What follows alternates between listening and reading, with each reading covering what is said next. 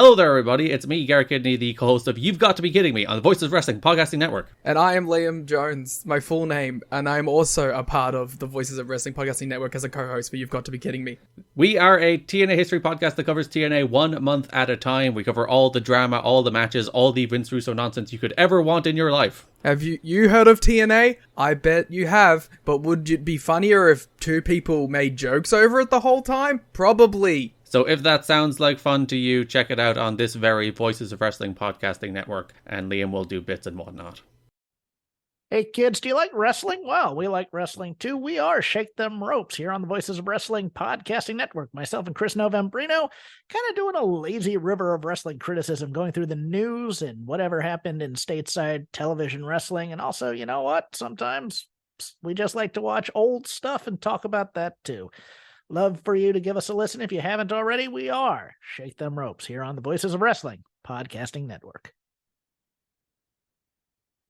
This podcast is a member of the Voices of Wrestling Podcasting Network. Visit voicesofwrestling.com to hear the rest of our great podcasts, as well as show reviews, columns, opinions, and updates across the world of wrestling.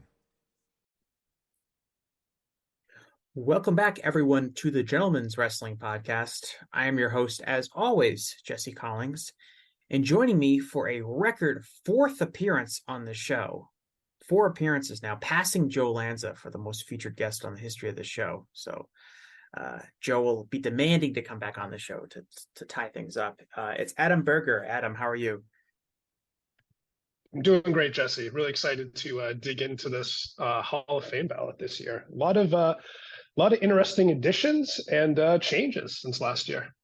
Yeah, I know. And we did a very similar episode to this one last year. And there's going to be some of the candidates. Obviously, a lot of the candidates are the same as last year. But not only do we have some new additional candidates, there are some candidates who, as active wrestlers have kind of, I think, had significant changes to their cases in terms of what they've accomplished over the last, 365 days since we were last kind of doing this exercise. And I know that some people understandably have a problem voting for don't want to see active wrestlers on the ballot, kind of for that very reason that they're still kind of building their legend. But one of the interesting things I like about this is that perspectives can wildly change over the last year or so, and some people can have stronger cases, and on the rare occasions I think we can see some people end up having weaker cases. Let me ask you this: is there anyone in the Hall of Fame right now that jumps out to you as somebody that you think got voted in too early and probably wouldn't get voted in today if they were on the ballot? Ooh, that's a good question. Getting voted in today. Okay, well, I'm just going to mention this name, but obviously I don't want to get into it for obvious reasons. But Chris Benoit would not get in today if he was on the ballot. Well, he did get. Now, didn't Dave do a recall vote though? After the incident, he did do a recall vote. Shortly after. I don't know. I think perspectives have changed a bit on that over time, and I think just being closer to it when it happened, it was obviously a very kind of emotionally charged and kind of confusing time for everybody. But I think now with some distance since then, it's kind of obvious that you definitely he shouldn't. It's tough to honor someone, although I understand there's a CTE component potentially to it as well. But it's still something that heinous. It's difficult to honor someone and kind of put them as on a pedestal with something like that overshadows all the positive things that they ever did. Yeah, and there are other wrestlers who are in the Hall of Fame, not quite as public as the Chris Benoit murder case was, but other wrestlers who's probably have had personal issues that we would think of much differently in 2023 than we did when they were wrestlers, let alone when they were time to be voted on to the Hall of Fame. But I was thinking more more as far as how they fit the criteria. I know Shinsuke Nakamura comes up a lot, as a lot of people say, as someone that probably was pretty fortunate to be voted in when he was. I do think, with that being said, that Nakamura would still be a pretty strong candidate if he was on the ballot today.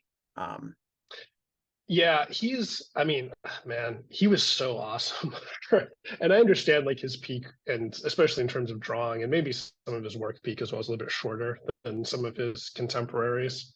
But he was so great. He was so great. And I'm not quite as down on his North American venture as other people are. Part of that's because, I mean, if you kind of think about it, he's kind of the most successful like male Japanese wrestler in the history of North American wrestling. Because I mean, and Great Muta had a tremendous run in WCW, NWA, but it was pretty short. And he wasn't pushed as hard. He wasn't really pushed as hard as Nakamura was for his first like couple of years in NXT and his first year on the main roster. So I do think that is kind of historically significant. And just even though, he basically like retired while he was still active. He's still technically wrestling, but he's not really wrestling outside of the rare occasions where he's motivated. What are you talking about, Adam? He's main evented the last two PLEs. Oh, it's so sad. I did really actually enjoy his Noah match with Muta. Yeah, like towards the end. That was a good, like I thought that was actually a good match, which is nothing short of a miracle. And like, man, I really missed this guy. But I guess it was nice to see him. He got a good match out of Muta, who like needed to be pushed in a wheelchair to the ring, basically. Yes. It's nice. It was nice to see that Shinsuke at least one last time. And then he went back into his active retirement. But no, I don't have a problem with him being in. I don't really have a problem with anyone who's got in. I feel like everyone who's gotten in has a very credible case. There's no one that I look at and say like, oh, like they shouldn't have been in now. I think one thing that does jump out at me was, Ted DiBiase being one of the inaugural 96 class members. I think maybe he might have had a little bit of a difficult time getting in if he was just on the ballot and up for debate. I think he probably would have got in eventually, but it might have taken him a little while, might not have gotten in right away. Yeah, you think about like how some people like Paul Orndorff have struggled to get in, and a lot of people would kind of view them as relatively similar candidates, certainly contemporaries of the time. With Shinsuke, I do think it's also like kind of in some ways that people always say like they use that as a case of why you shouldn't vote in active talent. But I almost think that it's the opposite in some ways, where you can argue that people voting on Shinsuke right when he was eligible, but when he was at his peak, was really important, because we've now been kind of several years removed from that, and we've had this kind of for the most part negative view on his last 6 or 7 years of his wrestling career, and that kind of overshadows where he was at his peak. And I think the context there is important, that at his peak people voted him in, and as we get further and further away from that peak and we see more of his WWE career takes up a bigger and bigger chunk of his career, we lose that perspective. And even Ted DiBiase is probably a case of the sense of like, in 1996, when he was the inaugural class, a lot more people, I know Dave just put him in, but like a lot more people remembered, not only his, watching his WWF run in real time, but his time in St. Louis and in Mid-South, and like his run as a babyface in the early 80s, and his reputation as a worker and things like that were much stronger than they would be now. So it's kind of a push and pull in terms of like evaluating someone's career. Yeah, for sure. And in terms of people like being on too early, like one of the kind of a funny example for that, like, oh, we can't put them on, it's too early. Like Kota Ibushi getting voted in a year after he had last wrestled, and he added absolutely nothing to his case whatsoever. He was just injured and out and didn't wrestle. But I guess people are like, oh, he might be done. What do I think about this? Yeah, no, he's great. Obvious Hall of Famer. Let's vote him in now. So like that was always a little bit confusing to me. It's like he added nothing, but why are you voting for him this year when you didn't last year? I guess it's just because some people just don't want to vote for active wrestlers for some reason. But that's just an example. I like to point out how that, at least me personally, I find that approach and kind of arbitrary rule to be a little silly, especially within that context. Yeah, and his case is like, he's wrestled this year, and you could argue that his case is worse. Like he would not get in this year. It would be, yeah. I mean, I guess the way I would analyze that is myself, like I wouldn't say his case is worse because he still accomplished everything that he accomplished. But from the perspective of, hey, he's back now and he's not like having very good matches and he's like kind of a shell of what he used to be. Yeah, that's not really going to motivate anybody. He's not really adding anything. So that shouldn't really motivate anybody to vote for him and wouldn't have voted for him before. I just bring this up to point out more like, hey, if you voted him in 2022 when he went in, you probably should have been voting for him in 2021, really. Yeah, like I'm kind of, in general, I'm of the belief that like someone hits a point in their career where they reach some sort of, figurative total of accomplishment and prestige where it's really hard to then lose that amount to become like not a Hall of Famer. Like you can't really play your way out of the Hall of Fame. If like I'll use like Miguel Cabrera as an example. Like Miguel Cabrera had like a really bad last 4 or 5 years of his career, but he already was in the Hall of Fame. Nobody's really going to be like, I'm not voting for Miguel Cabrera because he was bad for the last 4 or 5 years of his career. He had already attained a level of Hall of Fame run.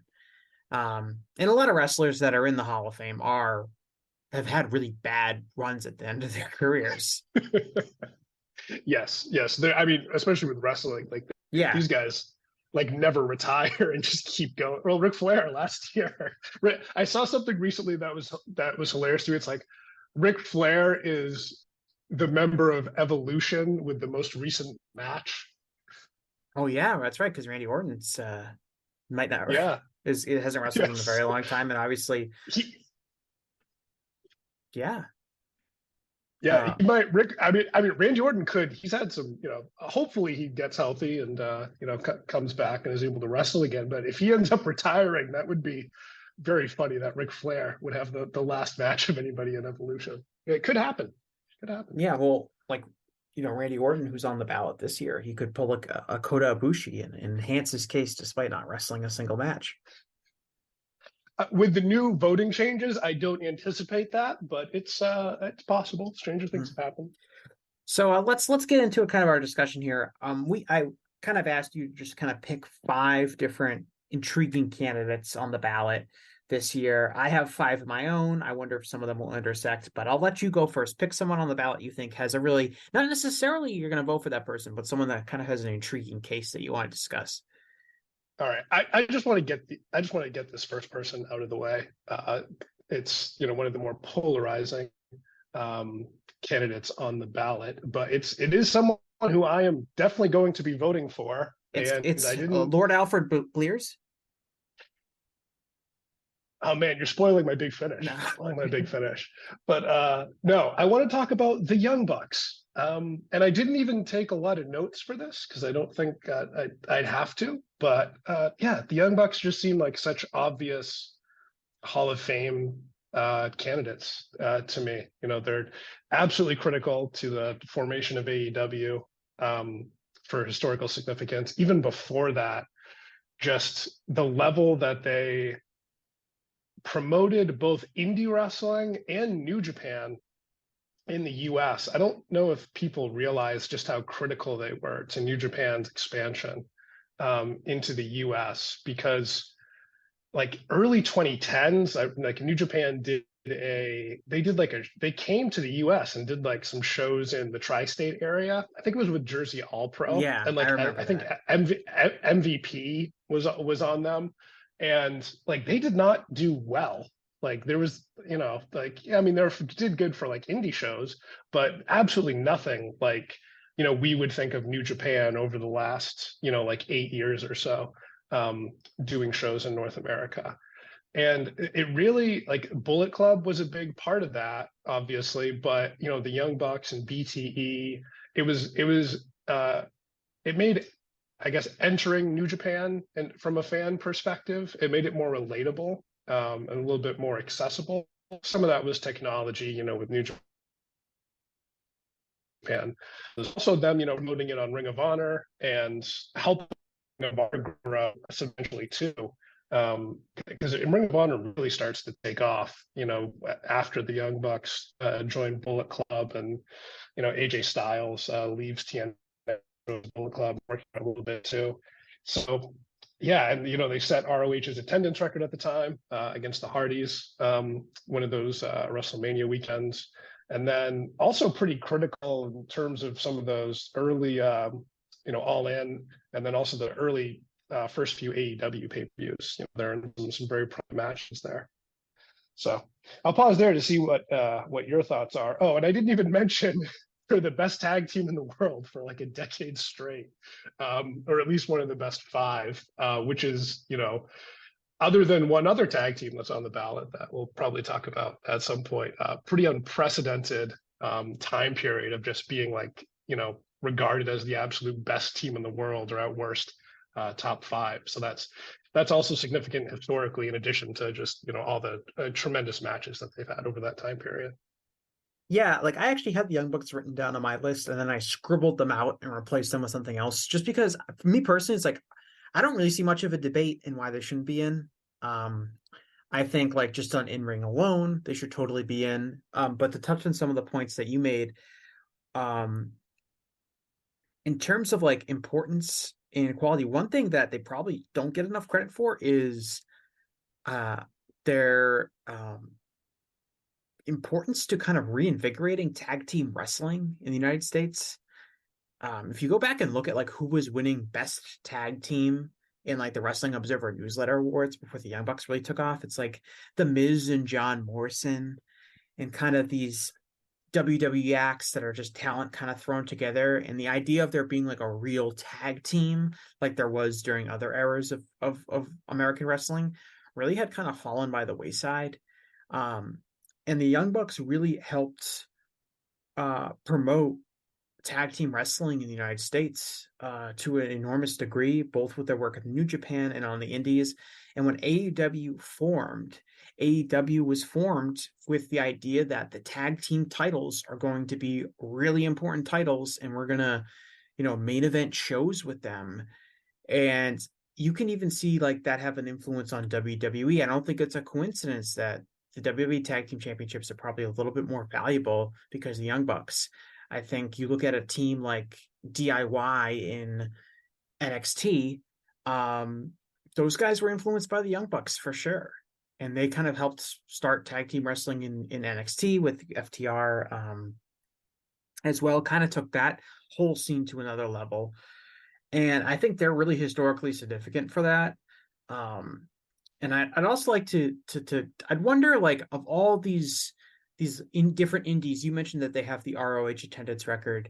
I'd like to look at like all these different indies that they were working and wonder how many of them they have the attendance record for. Because one thing I was looking at earlier this year, it was a couple weeks ago, was looking at like the Young Bucks like in like 2015, when they were really at their peak doing as many indies as they possibly could. Because towards the end of their indie run, they kind of basically just do Ring of Honor, PWG, and New Japan, because they were running so frequently. But kind of a few years before that, they're all over the place. They're doing pretty much every indie in the country. They're going to the UK on a regular basis. They went down to South America. I mean, they were all over the place.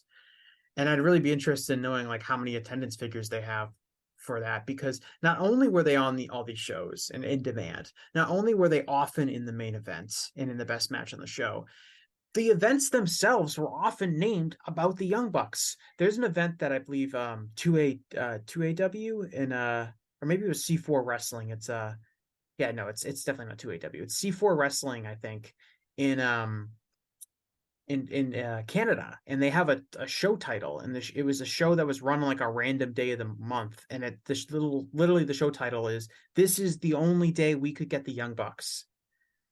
But you just go to all of these different indies, having the name of their show would be like Super Kick Party, or like the Buck Stops Here, or something like that. Like, they were not only main event stars, but they were like in a whole other stratosphere compared to everyone else on the indies. And that's before we get into them and like, starting AEW and their influence on New Japan. in the United States. And I think that's kind of an understated part of their career, is just they really carried indie wrestling for a long time and brought it to heights that I don't think anyone ever anticipated they would ever see. And I mean, how many Young Buck clone tag teams have you seen over the years, Adam? They seem to be everywhere. There's quite a few. And you didn't even mention, and I guess I forgot to mention this too, but their merch was so popular, they got a national distribution deal for merchandise from Hot Topic, which is, maybe now, like in comparison to like what AEW grew into and their profile, like maybe now that doesn't seem like such a big deal, but like just a few years before that like it would seem impossible. Like, wait, like non-WWE wrestlers, or like I guess when TNA, you thought maybe they could get a merch distribution deal somewhere when they were at their peak. But like, wait, like non-WWE or TNA wrestlers, like just like indie wrestlers could get their merch in a national distributor? That seems impossible and insane to even think that, but it happened. It's crazy that they were able to accomplish these things especially if you just think about like where indie wrestling was a few years before that. I like to share this story, but I remember going to a Chikara show in New England shortly after the Young Bucks had been released from TNA. And I remember going through like, just the merch table where all the wrestlers were selling like 8x10s and different things. And I just remember thinking, man, these guys are so talented. They just had like the best match on this show, but I don't think it's going to work out for them. And it's really sad. And I couldn't be happier to be wrong about that. What Chikara show was it? Where was it? I'm curious. Oh, it was in South Portland, Maine. It was like they ran at this like community center. It was called the Strive Center. I don't even know why I remember that, but it was a building called the Strive Center. And I remember it so well because the Young Bucks were heels. And they were working, it was an 8-man tag, and they were working with the Heartthrobs. Do you remember the Heartthrobs from like late 2000s WWE? Yeah. If not, I do. Okay. So they wore like the little bow ties, right? That was the Dicks. The Heartthrobs were the Dicks were the ones who were like the Chippendales. Yeah, okay, that's something. But I also remember the Heartthrobs. They came out with like roses and stuff like that, right? Yeah. So they were. So of course they were tag team partners with the Young Bucks at a Chikara show. Yes, so they're all on the same team, and they're wrestling like I can't remember exactly who, but some of the masked Chikara guys. It might have been like the Shard or Jigsaw or something like that, but. Yeah, so they're. I just remember they're going through their spots and stuff, and the baby faces are getting the better of them, and no matter what they do or who's in the ring, the heels, they just keep getting the worst end of it, and then they're like, "All right, we got a plan," and then they tried to work the plan. It did not work. They got kicked out of the ring again, and then I can't remember who it was, but one of them noticed there was a whiteboard on the wall of the building. They like walk through the crowd, go to the whiteboard, grab a marker, start drawing on the whiteboard, and then they like put their hands together and they say, "New plan." And then they go back in the ring and got the advantage, and the new plan worked. And then the entire crowd started chanting "New plan." It was awesome. I do miss Chikara. I understand why it's not around anymore, but I do miss that level of innocence. The other thing with them, you mentioned like the Hot Topic deal. Like the story with that, I remember was Hot Topic had a deal with WWE, and some of their Hot Topic executives were in WrestleMania. I want to say it was I think it was WrestleMania 30, like the New Orleans WrestleMania, and they were walking around, and of course that was like towards the peak of like WrestleMania weekend being a big deal, and the Hot Topic executives saw all these people wearing these Bullet Club shirts. And so they went to WWE and they said, we saw everyone wearing these Bullet Club shirts. How come you guys haven't given us any of those for our store? And somebody had to awkwardly tell them that, in fact, the Bullet Club shirts are not a WWE thing. So they went out and found the Young Bucks And that's how they ended up getting the Bullet Club merch in their stores, was just because of that WrestleMania weekend. Which again, just kind of an incredible bar to be hit. But yeah, I totally think that I think they should waltz in, and if they don't, I think we have a serious problem with the voting body that should be addressed. Another someone I had on my list, and you hinted at them earlier, is the Briscoes, who, when we say all these things about the Young Bucks being the best tag team for the last 20 years, when we talk about the Young Bucks carrying tag team wrestling, like I said, you do have to add into that conversation the Briscoes, because for an extremely long period of time, they were an incredible tag team, consistently having great matches. For Ring of Honor, for the company that they were in, they were hugely popular.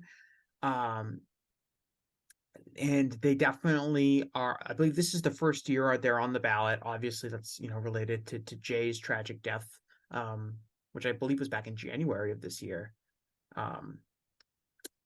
And it is a they're going to be an interesting team. I don't see them getting in, but I have read and listened to like a lot of passionate advocacy for them, and I think a big reason for that is because I do think that they were kind of underappreciated over the last decade or so, because I think their durability and their consistency was taken for granted. But what do you think about the Briscoes as candidates? Yeah, the Briscoes, man, they were so great. They were so great for so long.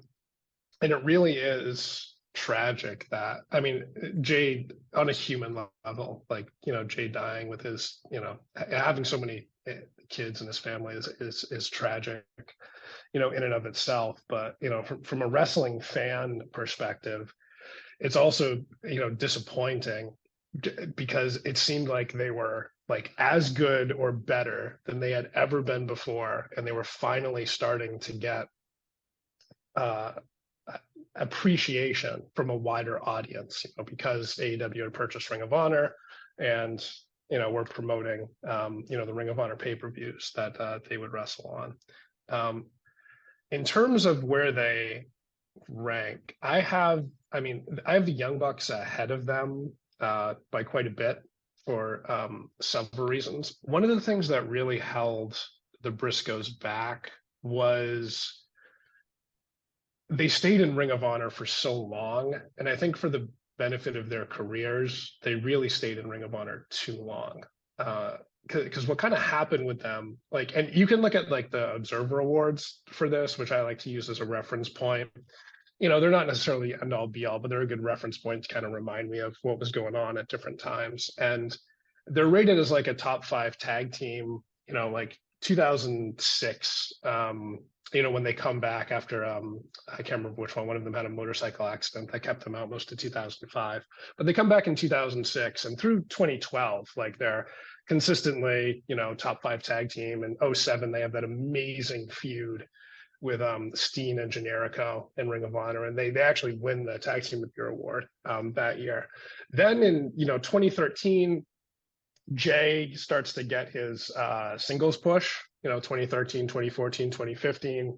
So they're still tagging, but they're not tagging as much, and the focus is more on Jay as a single. And he's tremendous. He's awesome during that period. But the focus is more on his singles career than his tag career.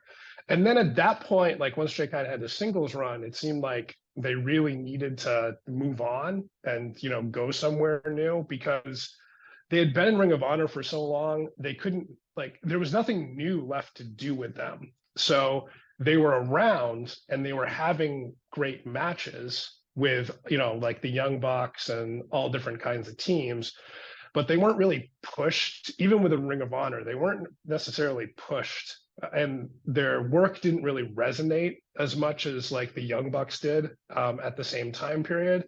And it's not necessarily because of talent. It's just they were in one place for so long. The promotion, they had to find different things to do with them. They couldn't prioritize them as much. And, it's unfortunate that, Jay, made those tweets that he did that really, really held back their careers for a very long time. And also, I think they had some other personal decisions because they were always on their farm, and I think that might have, working on their farm, I think that might have prevented them from working more in New Japan potentially, which also maybe could have helped their careers. They were always good, very good, excellent when they went to New Japan and were in there, but they were very limited in terms of how often or how frequent they went. So I think really that's kind of the reason why they're not necessarily as heralded as the Young Bucks are, which I do think holds them back a bit from a historical significance standpoint. But with that said, even though I might not think like they have 20 Hall of Fame years like some other people might, I still think they have like over a decade at least of performing at a clear Hall of Fame level, which I think is more than enough to meet the in-ring criteria, and they are a team that I'm very strongly considering voting for this year. Yeah, I think they definitely didn't travel at the way you mentioned, like New Japan, but they didn't even go to like PWG all that much or other indies kind of outside of Ring of Honor. They were really more just like, where can we drive to on the weekends? And everything else, they're not going to do. And that probably hurt them, in addition to, Jay's tweets probably closing some doors for them at the national level. I have a hard time. Like, I really like the Briscoes. I'd like the Briscoes to be in the Hall of Fame. I'd like the Briscoes to be recognized, but I don't really know if I would put them in the criteria.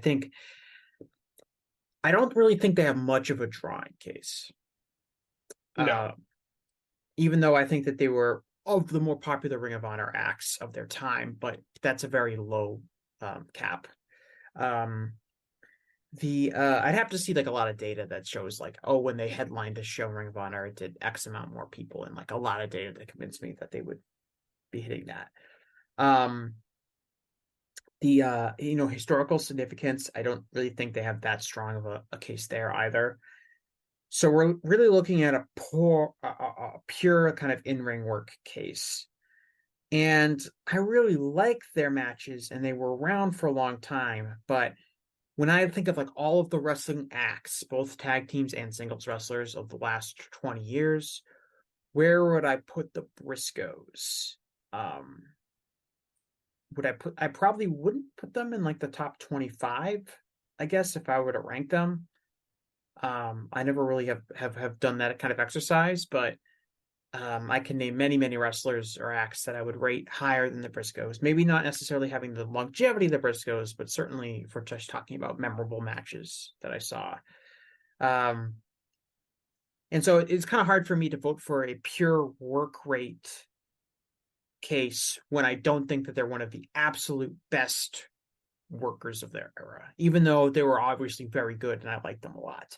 I just don't really see them as a Hall of Fame team, even though I would love for them to be recognized as such. I just don't think they fit the criteria for this Hall of Fame the way that maybe I would want them to.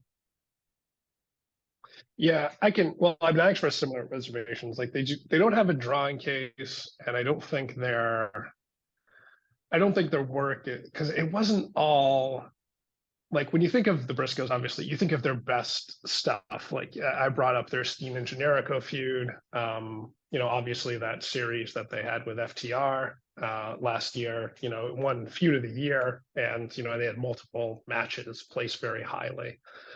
In Match of the Year, they had matches, placed highly in Match of the Year in other years as well. So they were excellent. They were very good, but I kind of feel I don't feel like they're overwhelming candidates the way other people do.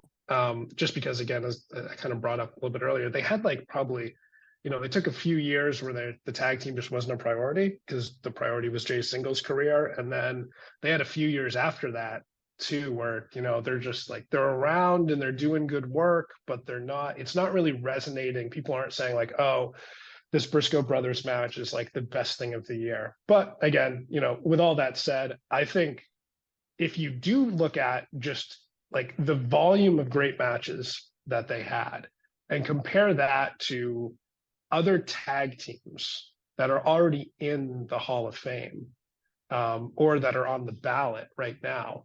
I mean, I think the Young Bucks might be, at least in terms of the US, I think the Young Bucks might be the only team that has more like great matches, really high-end matches too, than the Briscoes. So I do think that gives them a bit of a historical significance case as well. Again, I don't think it's that combined with the work. It's like their work was so good for so long, in a way that makes them historical outliers as a tag team. So I do think that gives them a bit of historical significance case. And yeah, that's why I'm, strongly considering voting for them. I have one spot left on my modern US Canada ballot. And right now I think they're probably going to be the ones that get it. Yeah. And, it's interesting because I hear so much about like, it's okay, compare them to other tag teams, compare them to, they were one of the best tag teams for 20 years. I don't really differentiate between singles acts and tag teams in terms of my ballot, because it doesn't seem like the Hall of Fame is set up for that. Like I use the same criteria for tag teams as I do for singles wrestlers. And so I'd have to be convinced that they would fit the criteria of a singles wrestler. If I'm comparing them to, say, like CM Punk, another candidate on the modern US ballot, I would be like, okay, who has better matches, who has better historical significance, who is a bigger draw? And CM Punk, for instance, is not a favorable comparison to the Briscoes, certainly for historical significance and drawing power. Just to use an example. So like I think sometimes their argument gets framed as they're like one of the best tag teams, but that's not how the Hall of Fame works. We should be talking about whether they're one of the best like wrestling acts. I think sometimes that conversation gets lost. Yeah, I don't know. I think some people interpret that a little bit differently because tag, you brought up how the Young Bucks, well, as part of your argument for the Young Bucks, right? You brought up how part of their historical significance was elevating tag team wrestling and the appreciation for tag team wrestling, because it is a different style of wrestling. It does add variety to various promotions and shows. So I don't necessarily agree that it's the criteria is necessarily one and the same. I mean, I'll just put it this way, I guess. The criteria is the same in terms of work and drawing. I completely agree with that. Like it has to be the same. But I do think when you're comparing like historical significance, I do think there can be some things that's carved out a little bit for tag teams that wouldn't necessarily apply to singles wrestlers. Just because it's, you need to have a partner in order to be in a tag team, which is, kind of makes it a bit unique and a little bit different. Mm-hmm. All right, give me someone else that you have on your list. All right, you just mentioned him, so let's just dive right into it. CM Punk. By the way, speaking of people who haven't done much to change their case from the prior year, they're still on the ballot. But maybe you might feel differently about this. But I voted for Punk last year. I feel like he's, we talked a little bit earlier about how once somebody crosses the line, in terms of, hey, they've reached a certain level, they meet the criteria, they are like a Hall of Fame act. It would take something, kind of egregious to potentially like move them back, to move backwards. And with Punk, I feel like, I voted for him last year. I feel like he was already over the line. I mean, in terms of, I feel like he meets all the criteria. Like he's definitely historically significant as a worker. And, everybody looks at this a little bit differently. I do consider like promos a little bit part of the in-ring performance criteria as well, in addition to matches. I'm totally guilty of this, of using like in-ring as a shorthand for the first category, but it's really overall wrestling performance. Yeah. There's someone else on this ballot that I think that is, deserving a mention in regards to that specific distinction. But like I think people focus too much on like, well, how many great matches did CM Punk have, which is not necessarily relevant to the case. Now, he did have some great matches, but obviously as a promo and as a compelling figure, I think it'd be hard to deny he doesn't check that first box. Yeah, and one of, again, just using the Observer Awards as a reference point, I mean, and what I like to do with this is I just track like the major awards, like top 5 placements. And my thought behind that is, if you use top 10, there's some stuff that might not necessarily be top 10 that can kind of just sneak in there, but if you're top 5, you were definitely like in the top 10 for that year, right? So like if you, as far back as 2003, like he comes in number 5 for best interview, number 2 for feud of the year, with Raven. 04, he has the number 3 feud of the year with Samoa Joe, number 5 best interview, number 3 match of the year for that was Samoa Joe. 2005, he's rated as the 2nd best interview for his feud against the entire Ring of Honor roster, which he did years later in real life in AEW. Funny how his art imitated life and his life imitated his art. But that goes those are really impressive because he's doing that in a Ring of Honor that doesn't necessarily have super wide distribution, in the early and mid 2000s. It's very different than like Ring of Honor 10 years later. Certainly different than anyone that's in WWE or AEW now. Yes, yeah, most definitely. And I mean, he's even as recently as last year, I mean, during his comeback, 21, 22, like in 2021, he has the number 4 feud of the year, I think, for his feud with Eddie Kingston. He's rated the number 3 best interview. He's voted number 1 for most charismatic.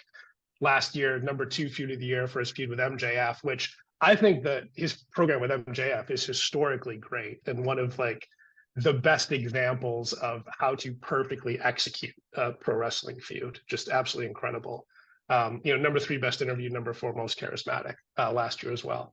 This year, he only wrestled a couple months, so didn't really add a whole lot.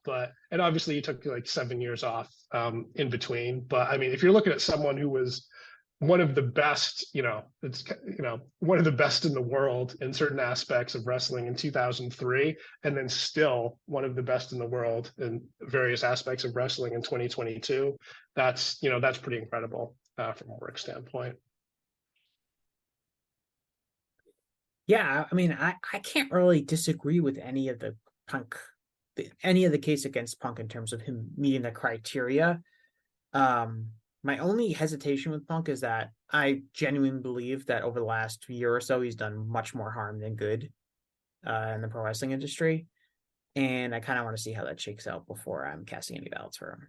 I always find an excuse to not vote for him. That's my excuse this year.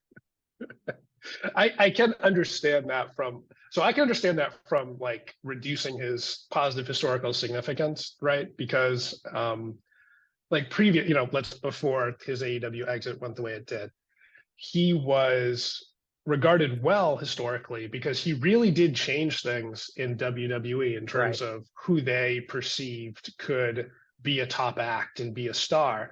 People don't remember this exactly, or they associate these two guys together, but Bryan Danielson didn't get hired in WWE until after CM Punk had started main eventing. Because Punk wins the world title in like 08, has a short run that doesn't go very well. But then in the summer of 09, he's feuding with Jeff Hardy. That won feud of the year. And he's the champion for like a good 5 months. He's like solidly in the main event programs for the second half of 2009. And then Bryan gets hired in early 2010. They make the deal with him in like 2009.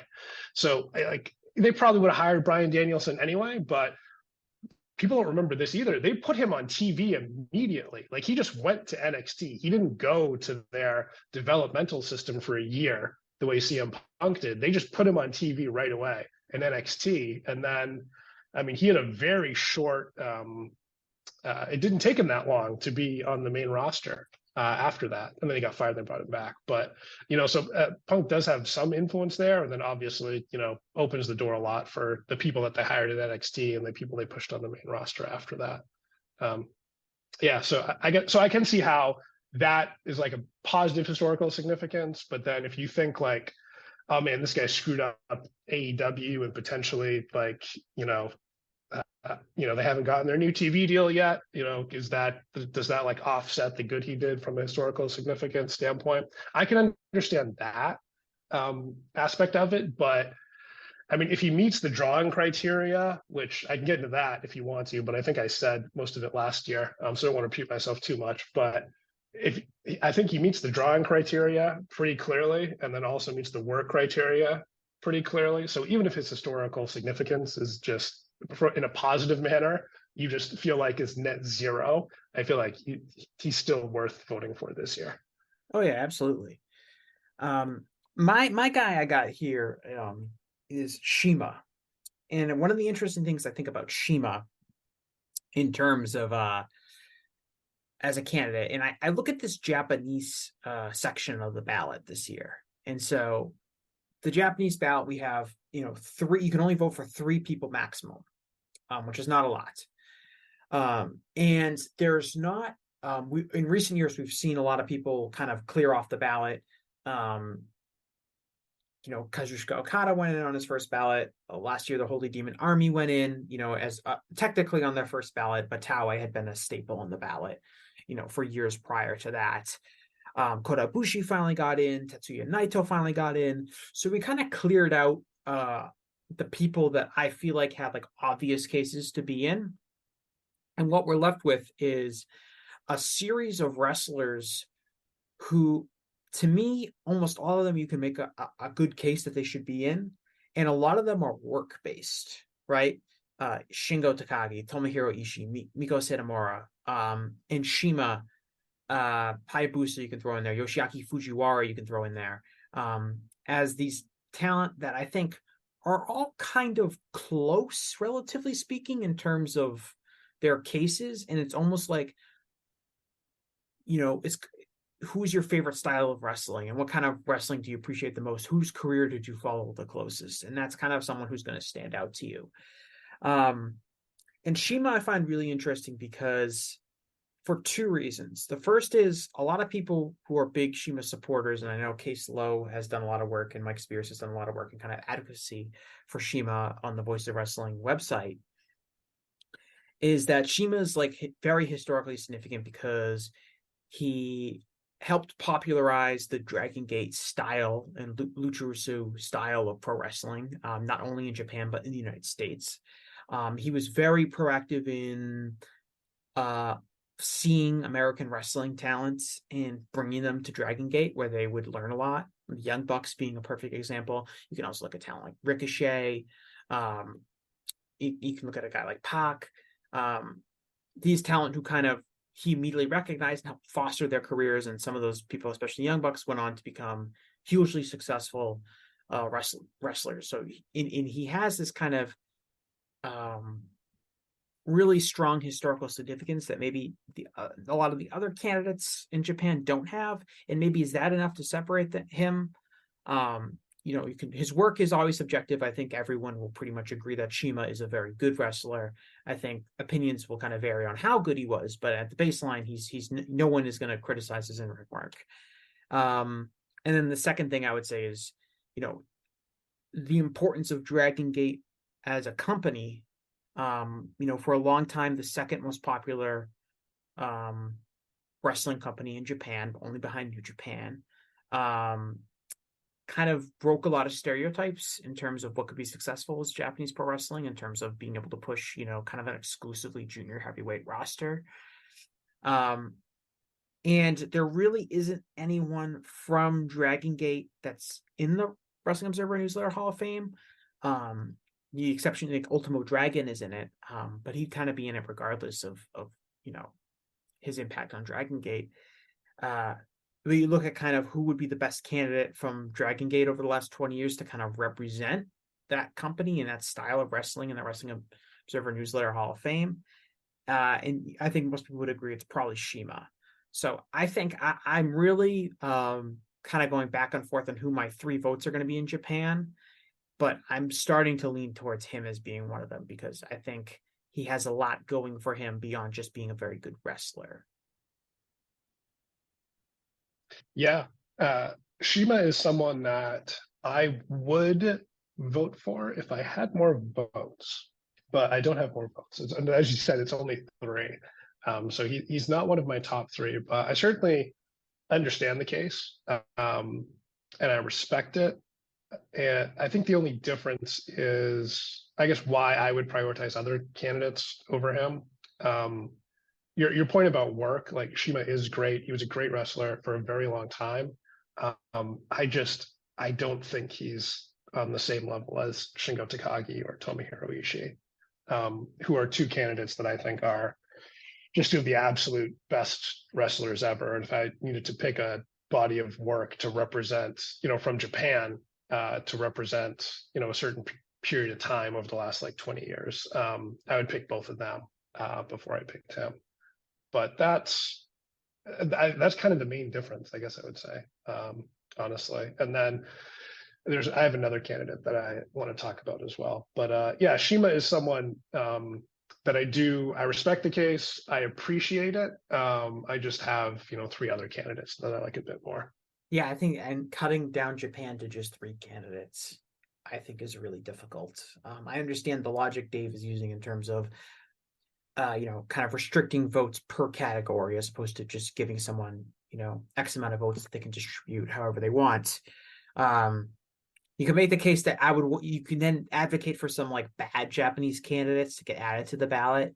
So like you can use more votes on the candidates that you do like. It's kind of an interesting pair. Like I think there's like, I'll say like right now, like in the historical US category, I think there's a lot of people that probably shouldn't be on the ballot. But since they're there, you're now allowed to vote for 8 people, which is a lot to me, because I'm not going to use nearly 8 votes in that category. And kind of the opposite is true for Japan, where there really aren't that many candidates on there. And I think that the candidates that are on there are kind of hard to separate. I've spent a lot of time thinking about it because I do think like, okay, I am definitely going to use all 3 of my votes. And how am I going to allocate those 3 votes? Is there strategic voting going to be involved? I think this Japan thing, I think it's going to be super, super hard for anyone to get in because of that. Because I would be surprised if anyone gets voted in from Japan. Yeah, I would too. And I think your point earlier, like the reason for that is the most prominent candidates all went in recently. Like you said, Okada went in immediately. Naito and Ibushi both went in last year. Holy Demon Army went in immediately, as they should have. And now it's candidates that aren't from, that weren't headliners in New Japan, All Japan, or I guess basically it's just candidates who weren't headliners consistently in New Japan or All Japan. Which actually brings me to my next candidate. Yeah, go for it. If you're ready to transition to that. So I want to talk about Hayabusa, and I've written a column about Hayabusa. I also wrote last year. I wrote a summary this year, and one of the things I like to bring up with Hayabusa is a lot of the stuff you just said about CIMA also applies to Hayabusa. It's just he came earlier. His career was shorter, but he came earlier. So I know a lot of people are a little bit down on his work. Like when they watch his matches, they don't think he's, quite as smooth, and his high flying isn't necessarily as crisp as, the best wrestlers from Dragon Gate. But to me, that is a little bit like, you and I are both basketball fans, right? So it's a little bit like, comparing Larry Bird to LeBron James and being like, well, Larry Bird sucks. It's like, obviously a lot of things in terms of athleticism, training techniques, just, taking care of their health, but also just like game strategy and, analytics feed into that a lot, which isn't necessarily the case in wrestling. But anyway, I'm gonna push back on your Bird comparison because I'm gonna switch. I'm gonna say like comparing Elgin Baylor to LeBron James. Sure. Because Larry Bird in his time was not known as a particularly athletic player, but like Elgin Baylor is like this kind of transcendent, like athletic scoring wing type player. And if you watch like tape of him now and compare him to like LeBron or like Zion Williamson or Giannis, you'd be like, well, that's not that impressive. But it's like, well, this guy's literally innovating like in real time here. Sure.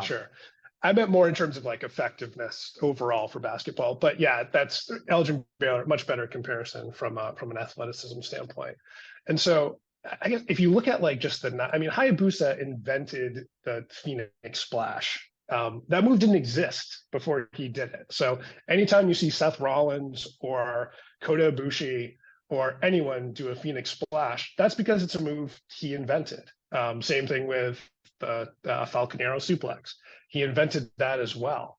And I mean, Will Ospreay last year at the historic crossover show between New Japan and Stardom, he dressed up in full Hayabusa gear to do a tribute. And then after, he talked about how he asked permission from Hayabusa's daughter and got Hayabusa's original mask maker to allow him to make him a new mask and a new outfit. And he felt compelled to do that tribute because, that was someone who heavily influenced the way he wrestles and, got him, partially interested in wrestling and interested in Japanese wrestling. And that's someone who he emulates his style to some degree. So, and it's not, and Hayabusa was also, he was an influence on a lot of the wrestlers in Dragon Gate too, directly. In my column, I reference a lot of different, a handful of Dragon Gate wrestlers who actually met with Hayabusa, talked with him, like trained with him, and were influenced by him. So, like a lot of the things you bring up with CIMA, I think they also apply to Hayabusa to some degree. Obviously, his career was much shorter, but he was also like just incredibly influential, not just in Japan, or the UK, but in the US as well. Just a lot of you mentioned Will Ospreay. tape trading and DVDs. Yeah. You mentioned Will Ospreay, who's not like a Japanese, grew up in the UK watching Hayabusa on YouTube, I'm sure, and wanted to emulate him. And, Will's, for my money, the best wrestler in the world and has been for a few years. And you consider that he's very, very similar to Hayabusa. It's very obvious that he was heavily influenced by him. And I don't know, like I think about his work. I was watching some of his matches like a couple of weeks ago. It was like last week. Usually during Hall of Fame season, I like to, brush up on certain guys that I feel like I haven't watched in a long time or something like that. And there's a great YouTube match from FMW. I believe it's from 1996. It's Hayabusa versus Taka Michinoku. And it really is like an incredible match in terms of them doing stuff that at the time you just didn't see in a wrestling ring.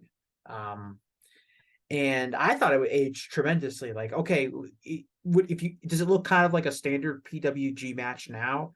Yeah, but that's kind of the point, is that kind of style of wrestling was so popular that it became kind of the de facto standard for pro wrestling in the world. And obviously there's a lot of people that you contribute that to. You can certainly say someone like CIMA and the Dragon Gate style helped do that. And you can point to like matches like the Do Fixer versus Blood Generation match from Ring of Honor. But like Hayabusa is definitely at the forefront of that level of innovation in kind of promoting that style of pro wrestling. And I think, and this is true because he wasn't in New Japan really, and because he was in FMW and he's not seen as like the FMW guy, that's Onita. There's the one thing the Hall of Fame doesn't do a very good job of, and it's really because of how the criteria is set up, is represents very, very significant periods or companies in pro wrestling history by inducting talent from there if they don't have a talent that obviously meets the criteria. And Onita obviously meets the criteria, so he's in. But I think about, like CIMA, like in Dragon Gate, everyone knows Dragon Gate is a historically significant wrestling promotion, but there's really no Dragon Gate stapled guys in the Hall of Fame. ECW is very similar, where like ECW, hugely important wrestling company, but outside of Paul Heyman, there's really no ECW talent in the Hall of Fame outside of, your Chris Benoit and Eddie Guerrero types who would probably be in even without ECW. And so you have like, it doesn't always recognize the really important people if they're not in a major company, because if they're not in the major company, they probably don't have much of a drawing case. And And they probably, if they might not even have that much of an in-ring case because maybe people haven't even seen their matches. I bet you a lot of people haven't seen a Hayabusa match because they're not on New Japan Worlds and they're not like necessarily like historically accessible. I mean, now on YouTube you can find some, but even then, a lot of his career is probably, difficult to find these days. Yes, so you actually kind of set me up perfectly here, which I do appreciate. I think you read one of the things I wrote, so thank you for that. But that's one of the things I included in my column precisely was in terms of male wrestlers that are in the Hall of Fame from Japan, outside of the MMA guys, Sakuraba and Funaki, they're kind of hybrid, so they're kind of unique, and Onita and Ultimo Dragon. All the other male inductees were someone that had a headlining run in New Japan or All Japan. And when did Ricky Dozan have his New Japan or All Japan match? Oh, sorry. I forgot. Also, I forget in my column I also wrote and New Japan and All Japan's precursor. Yeah, the JWA. Yeah, no, I knew you were setting me up for that because I wanted to say that. Yeah, good point. Yeah, but outside of that, it's only like 4 guys, and 2 of them were also involved in MMA to some degree and had a lot of their stardom and success from that more than just straight pro wrestling.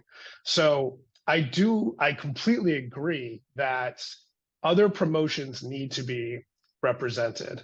Obviously not everybody from those other promotions, but I feel like some of the best guys for the other promotions need to be represented. One thing I want to bring up about drawing, specifically when it comes to Hayabusa. So he is not Atsushi Onita. You said people think of Onita as the FMW guy, and that's true. He wasn't just the best draw in FMW. Onita is one of the best draws ever, period. He starts FMW in 89, like from nothing.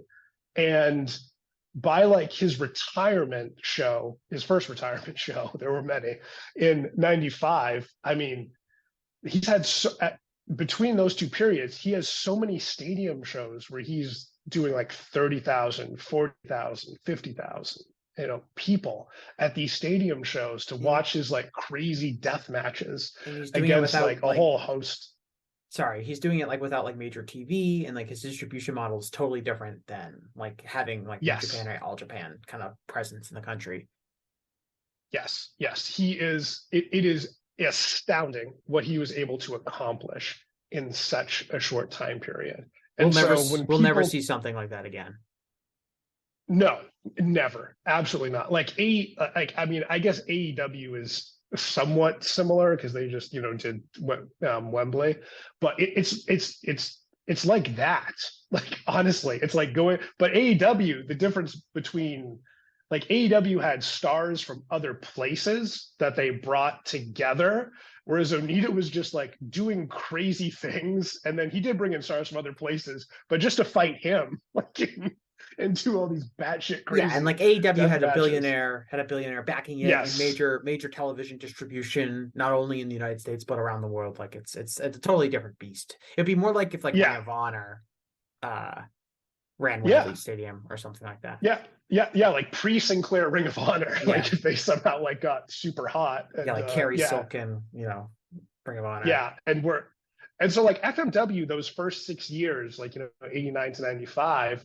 Like, they were, if you look at like the reported attendances from those, like that 6-year period there, they're like, they're creeping up on All Japan. Like they were huge. They were massive. Japanese attendance in the 90s comes with a Tokyo Dome sized asterisks. But everybody was lying, right? Yeah. And then everybody lied after that too. So like that's the thing. It's like everybody, like these numbers are a suspect, but everybody's lying at the same time. If everyone's lying, there's some scale of integrity, like in terms of like, well, everyone is lying the same percentage. So yeah, like it actually, evens it out a bit. So in doing some, in looking at like FMW post Onita, and he comes back, but he doesn't outside of like a few of his first comeback matches at stadium shows, he doesn't mean that much after like the first year. Like he came back for like 97, 98. he meant something in 97. By 98, he doesn't really make any difference anymore. Part of that's because he turned heel, but because people resented him for coming back after retiring. But in that 6-year period where Hayabusa is like the main guy in FMW, like who they're building around, like they were the third biggest promotion in Japan while Onita was there. They stayed the third biggest promotion in Japan for the next 6 years, for the remainder of Hayabusa's career, with him as the top guy. And when I say they were the number 3 promotion, like they were bigger than All Japan Women. They were bigger than, like, other than All Japan Women, they were like more than double the size of any other promotion during that time period. They were much bigger than Dragon Gate ever has been. So even though like they weren't, you know, number 1 or number 2, they were still very historically significant and popular. And looking at those attendance figures, like in terms of like a 6-year period, the only, like since 1990, the only promotions that are ahead of them in terms of more attendance over that 6-year period were New Japan, All Japan, Onita's version of FMW, and the first 6 years of Noah, which was basically just All Japan because it's the entire roster minus Kawada starting Noah.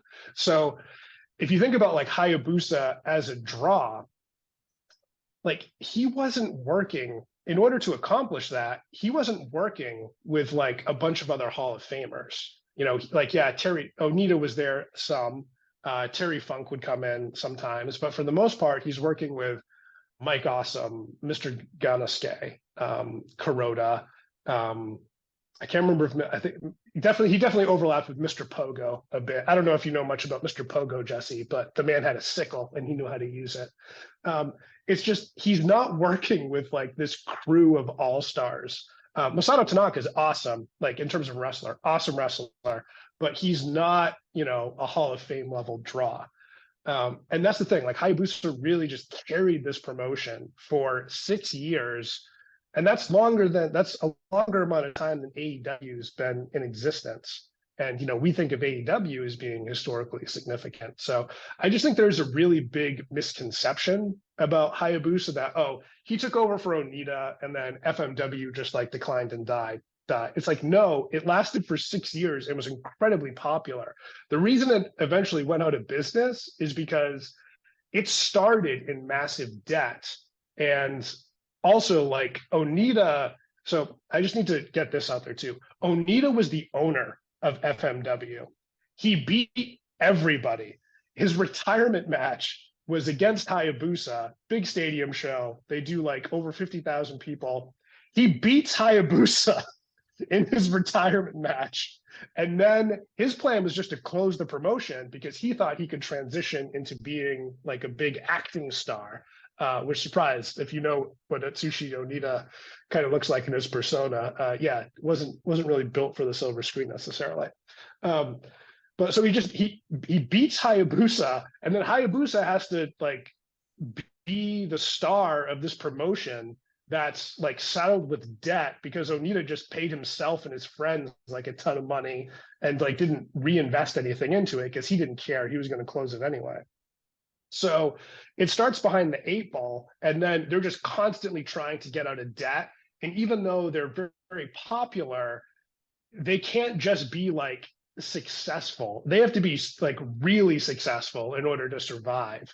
And so I just think there's a lot of misperception. People just think like, oh, it was just like straight downhill and they were like barely surviving and not much different than like, you know, other non-New Japan or All Japan promotions at the time. And it's like, no, like Hayabusa headline shows of 30,000 people. That was his big one, like the 96 anniversary show did over 30,000 people. He has a number of others that do over 10,000. Michinoku Pro would bring him in for some of their big shows and do like over 7,000 people, which are like some of their biggest or second biggest show of a couple of years. They'd bring in Hayabusa to help them draw those big shows. So I feel like on the Japanese ballot, Like in terms of like the the candidates that are still on there, I feel like he has an argument for being outside of beauty pair, like the absolute best draw on the ballot.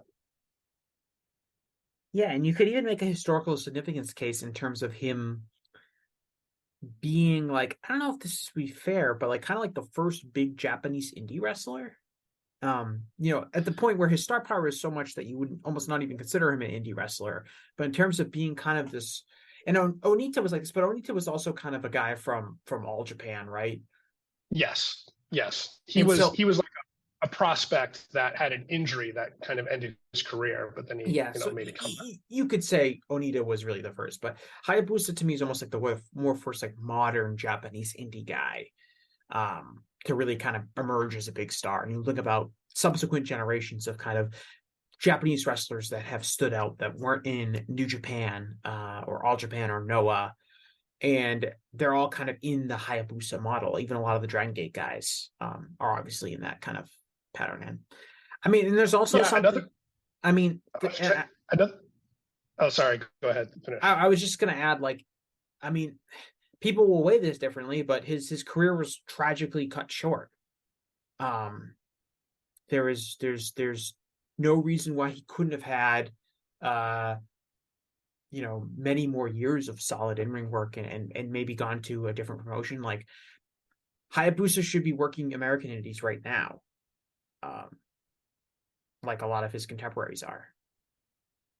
Yeah, I mean, I think had he not had that accident and been paralyzed, I mean, FMW probably would have gone on to business eventually anyway, because of the debt they had accumulated over the years. And also when he got hurt, like their attendance dropped off. Like I'm thinking the column that I wrote last year doing some analysis, like he was out for a number of months in 2000. And then when he came back, like their attendance shot up like 30% for like the same number of shows that he was out for. Like he was so important to them. So when he got paralyzed, they died very quickly after that. They probably wouldn't have survived like in perpetuity. And I think he probably would have ended up being like, one of the headliners in All Japan after the Noah split eventually. But you brought up like historical significance, and we talked about like how he's obviously a major influence on all these different wrestlers, but also if you think about it, he's one of the first, and I don't know if he's necessarily the first, but he's one of the first headliners in Japan that did a high flying style.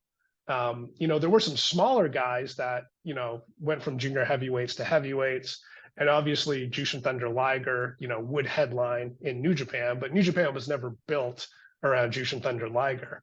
Hayabusa was, I mean, he came back from his excursion and was had the match with Onita, and then he's the top guy, and he's just doing all these crazy high flying moves, and that is the headliner for the promotion. So in terms of like a high flying style being accepted as something that could headline in Japan, I also think he has a lot of influence and historical significance for that as well. All right, moving on. I guess we have to talk about Roman, don't we? We do have to talk about Roman. He's on my list. He was on my list. Yeah. So yeah, he's someone that we talked about a lot last year, but obviously I think his career, his case has changed. I would say that the past year has been very successful in terms of him emerging as the true kind of main drawing card in wrestling that WWE had always positioned him for, which I think has a lot of people feeling more optimistic about his chances to get inducted into the Hall of Fame. I'm curious to know what you think about like how Roman's last year has kind of influenced your opinion on his case. Because if I recall correctly, you were not a voter for him last year. No, I was not a voter for him last year. I was not. Yeah, man, this is a loaded question. I guess I'll start with this. I feel like the cases for Roman in both extremes, like there's one extreme that's like, he's like the biggest star in the world. How could he not be in the Hall of Fame? It's a travesty if you don't vote him in. Like, what are we doing here if you're not voting for Roman Reigns, right? There's the other, and then there's the other side that's like, the WWE brand is all that draws. He's completely interchangeable. He's been a failure for most of his career, and the only reason he's successful now is because of Cody Rhodes and Sami Zayn. And I fall somewhere in the middle of both of those. I think both of those arguments have merit to some degree, but I also think they both ignore a lot of evidence from the opposing viewpoint. Yeah, I mean, it's so complicated because of the way WWE's business is structured and the way WWE's model is.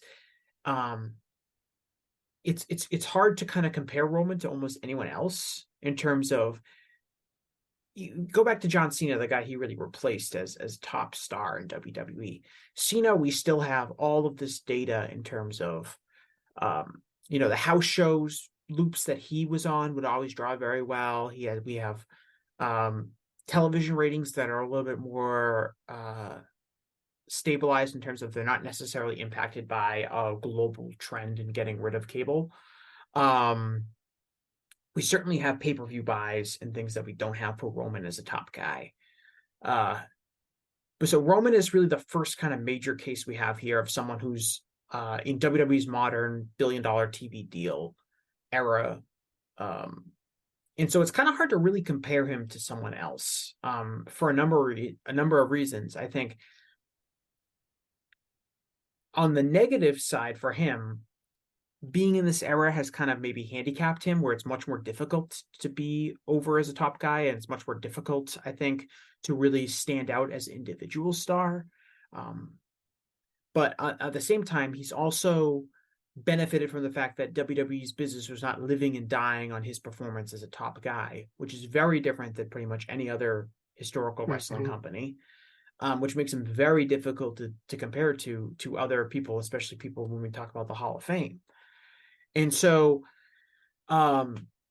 it becomes hard to diagnose this in terms of, I've heard the argument, right, that he's really only been a truly successful draw for like a year, maybe 2 years. And before that, he really wasn't a successful draw, but he was pushed as such. So he's got 7 or 8 years of failure and then 1 or 2 years of huge success. And that doesn't make a Hall of Famer, just a one hot period. But then you have to consider, okay, how much was he really a failure back in 2017, 2018? What are the other factors that are in play? And it becomes very hard to diagnose and really compare him to anyone else, because there's no one like him in terms of case. And it makes him probably one of the most interesting candidates we've ever had on the ballot, because I think you'll get, like you said, very impassioned arguments on both sides. Yeah, no, you definitely do. You definitely do. In terms of digging into his numbers, I'll just share what some things that I did to try to analyze this. So I looked at WWE's attendance, year by year, their average attendance taken from their financial reports. I looked at Raw's viewership average from year to year, and then I tried to factor in the decline of traditional pay TV homes from year to year as well. So just as an example, if Raw declines 5% and the pay TV homes also declined 5% that year, that's a net zero, right? So right. It's okay, Raw's ratings, even though they went down, they're actually consistent, right? So in terms of the years Roman's pushed as a main eventer, if I'm looking at 2015, and he's on Raw for he's on Raw for until he gets moved to SmackDown, and before the Fox move. But if I look at 2015, traditional pay TV homes, then it looks like it was based on the numbers I got, and again, I did the best research I could. It's down 1% from the prior year. Raw's, and I use total viewers because demo ratings can be hard to come by. Raw's total viewer average change that year, they were down 11%. So that's a 10% decline in viewership. And attendance is relatively even that year, North American attendance. Next year, 2016, traditional pay TV homes are down 2%. Raw's total viewer average is down 14%. And that's very bad. 14%. That's 14% from being down 11% the year before. Oh, so yes. So it's down 11% in 2015, down 14% the following year in 2016, and that's only with like the cable cutting, cord cutting is like kind of negligible, like with those decreases. Then we get to 17 and 18.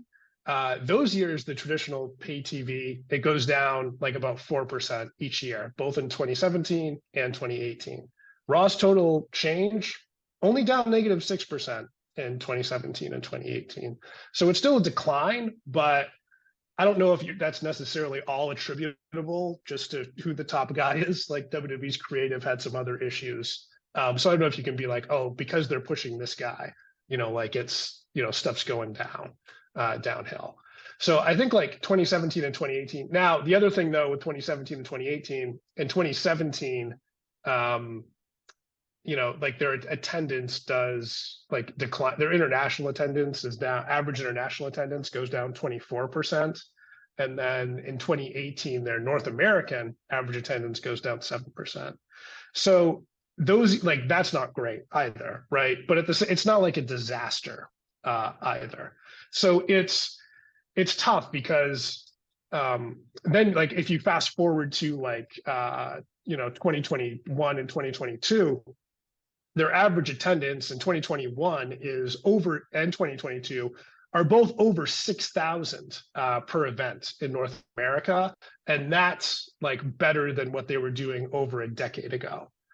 So, and he's the top guy in the promotion. He may not necessarily be at all the shows, but he is getting pushed, as the top guy, and he's obviously influencing, people's interest in WWE. So it's like, and then 2023, this year so far, has also been a stellar year for WWE. And while I understand that, okay, Cody Rhodes' program was big, Cody was hot, Sammy was hot too.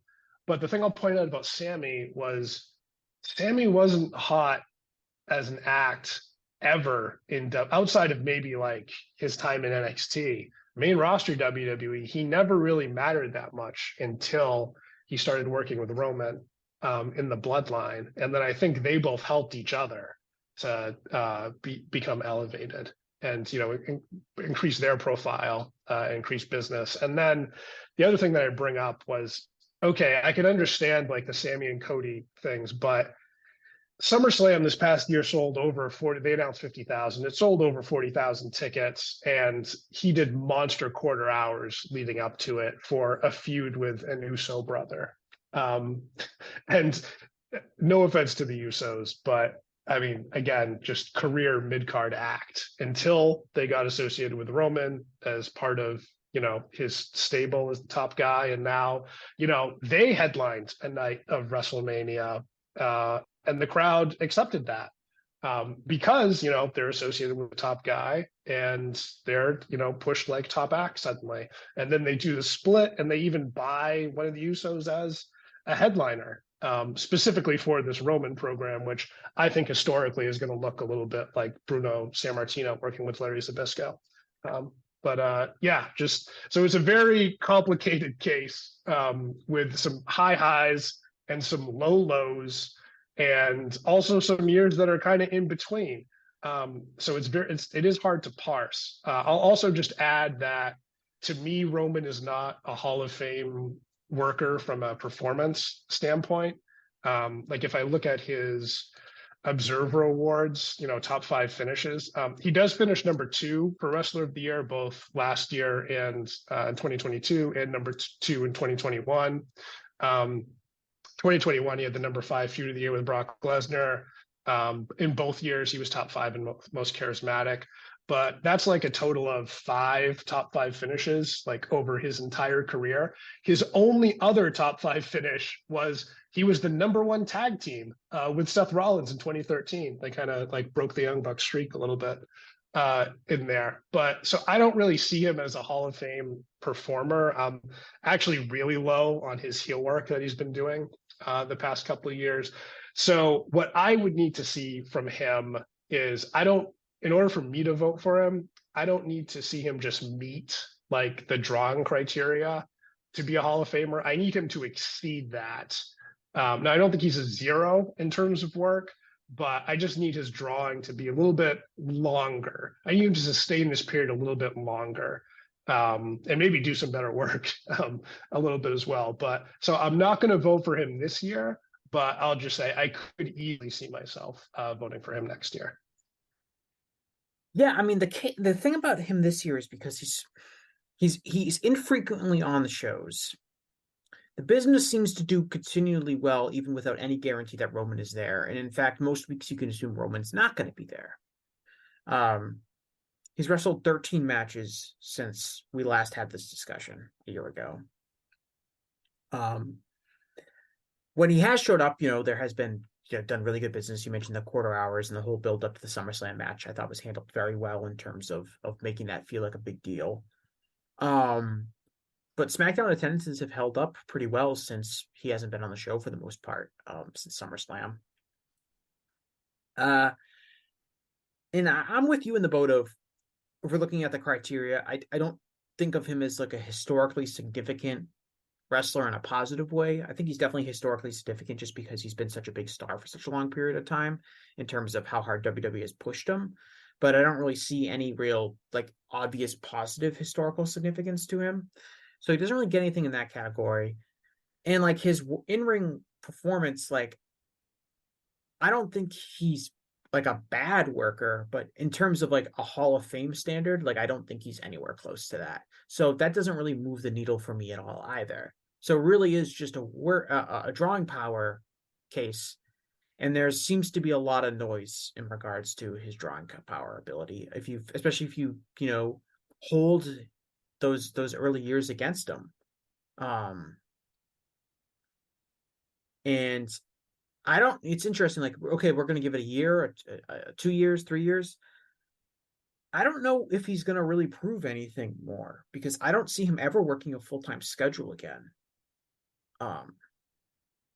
So I could see him hanging around as, a part-time guy, and I'm sure he'll come in and he'll have big matches and he might headline WrestleMania a few more times.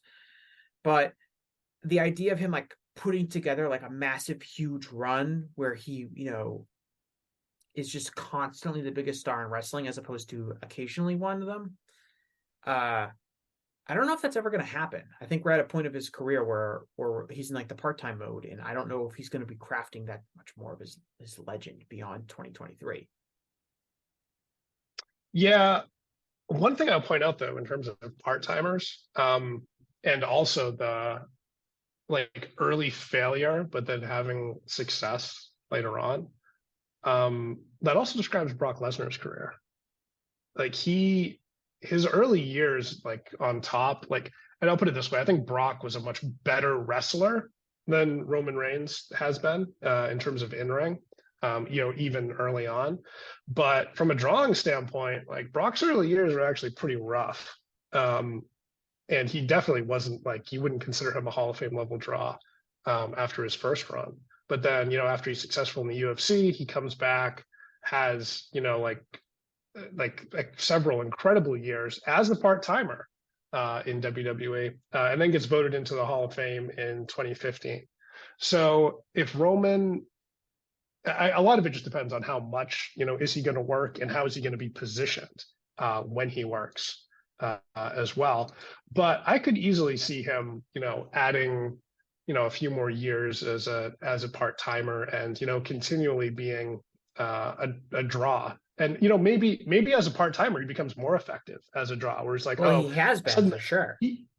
Suddenly he's in the John Cena position, right? Where he comes back and he's the special attraction that moves everything.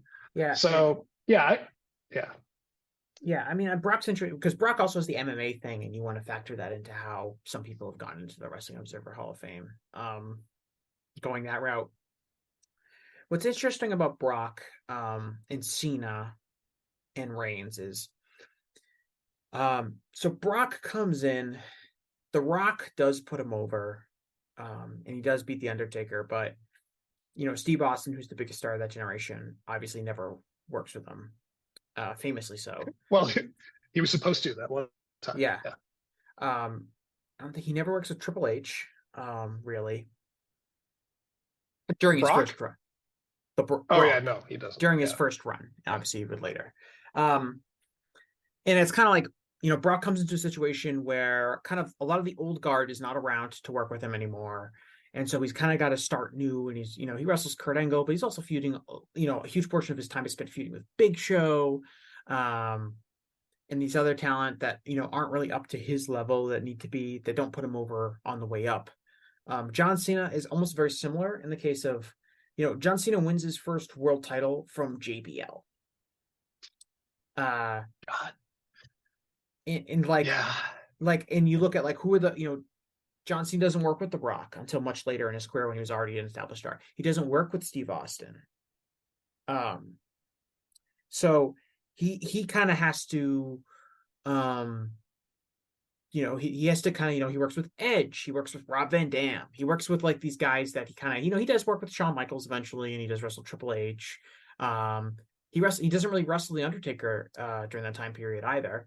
So he kind of has to like create his own rivals, and he kind of has to stand up by himself, similar to kind of Brock. Roman really had like everyone line up in a row for him to beat. Like he beats Triple H, he beats John Cena, he beats The Undertaker, he beats Brock Lesnar. Like everyone got in line to put him over, which I think makes him a little bit different than maybe some of these other guys that started off slowly because they were in a lot of cases starting from scratch.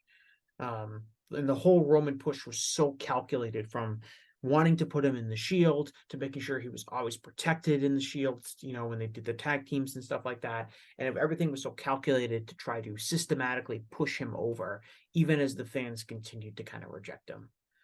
And again, like with Anthony Roman, like his career could be different if he was booked differently.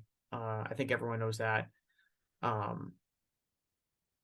But I don't find him to be a particularly strong candidate at this time. I think a lot of it comes down to like, do you believe in, and some people certainly do, even if they don't admit it, like, do you believe in like kayfabe accomplishments meaning anything? Like, do you believe that, winning the world title a lot or main eventing WrestleMania for what that means, headlining a bunch of pay-per-views, like, does that really mean a lot to you? And some people will say it absolutely does.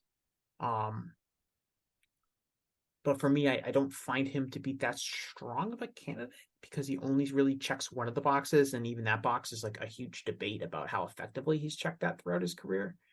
And to be fair, there are a lot of wrestlers who had a lot of years where they weren't a draw, but are remembered as like hugely successful drawing cards.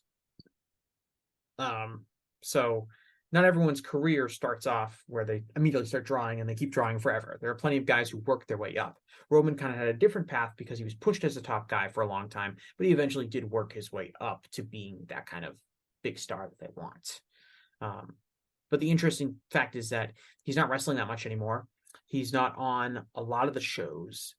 And I feel like what I would need to be convinced for him would be for him to have like a massive year where he works a bunch of shows and he headlines a bunch of shows and he has a lot of memorable matches and like he really puts together like this complete awesome year.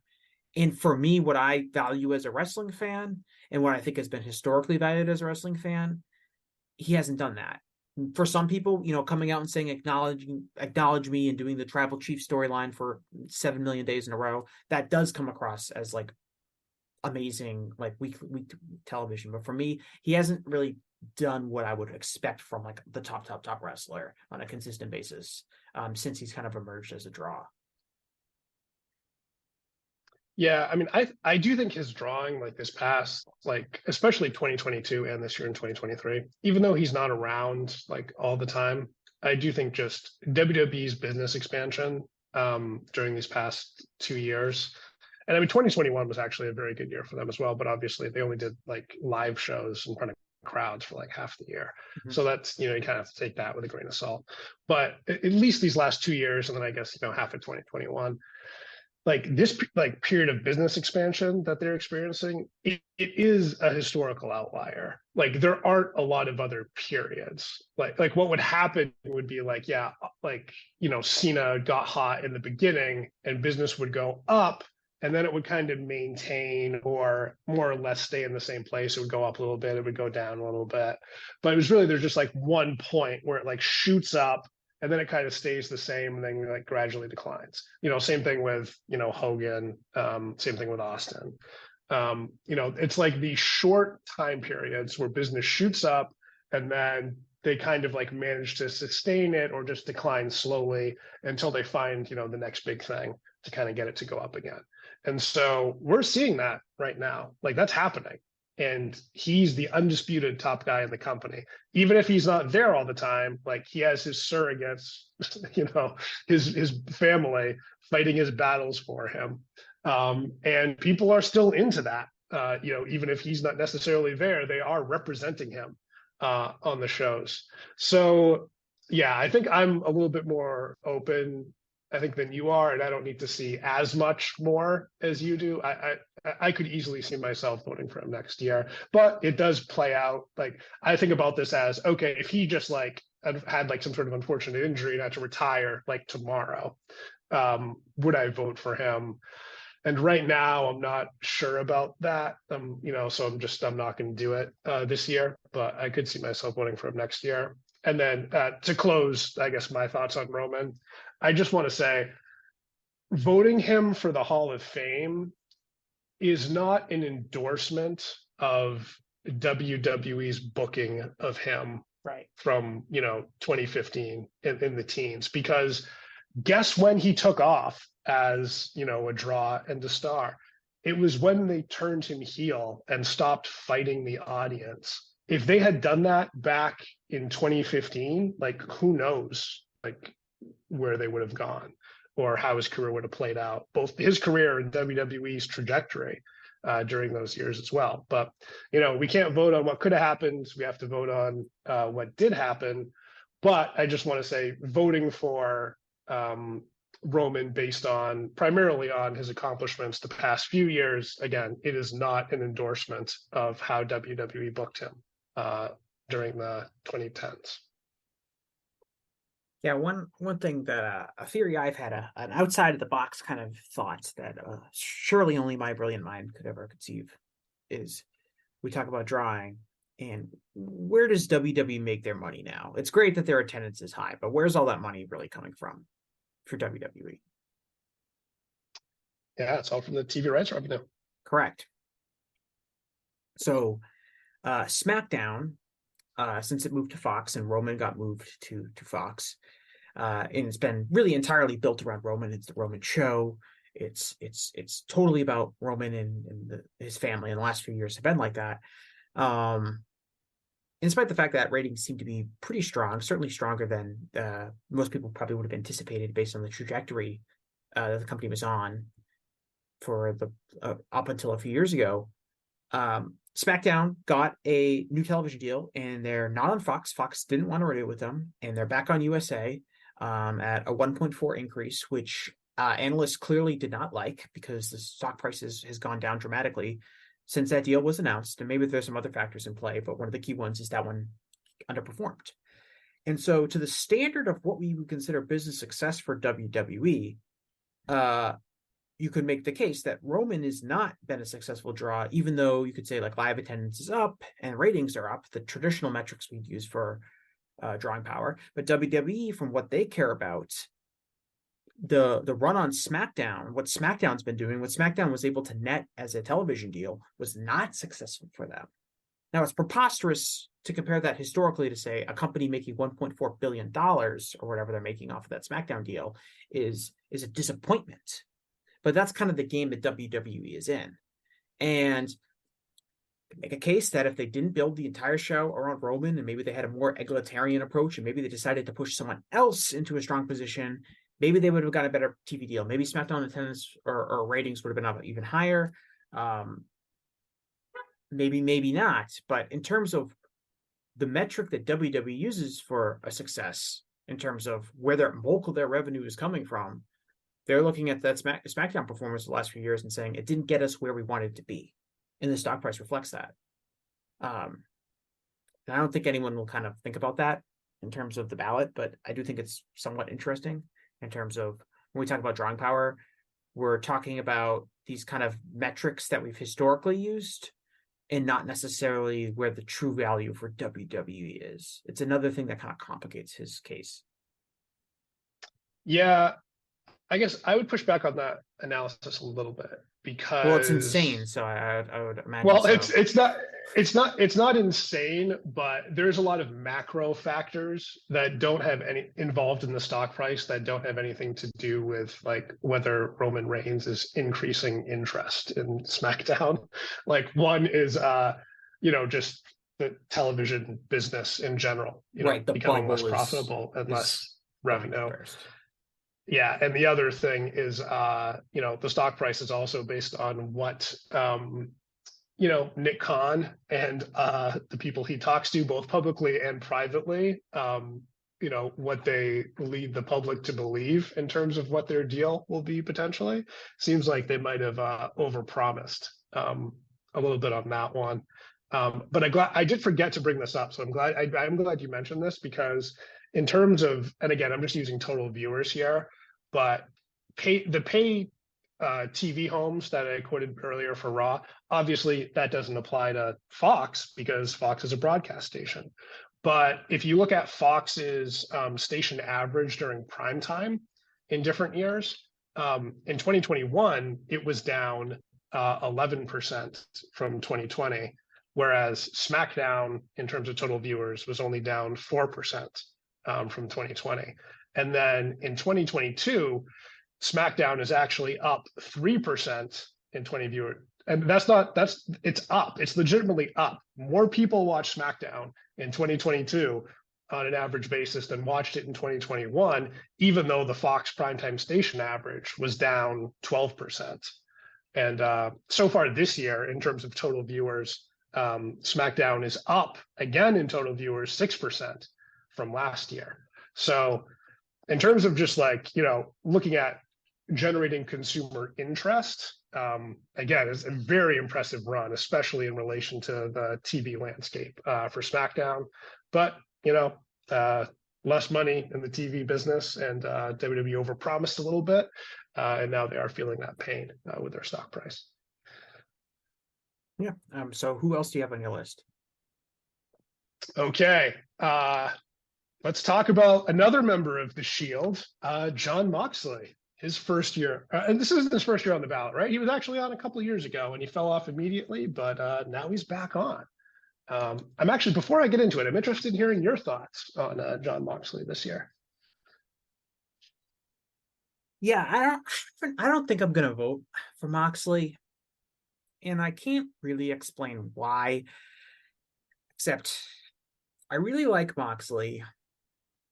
I really value his kind of durability and lasting power amidst all the kind of different challenges that AEW has faced from a personnel perspective since the company first launched.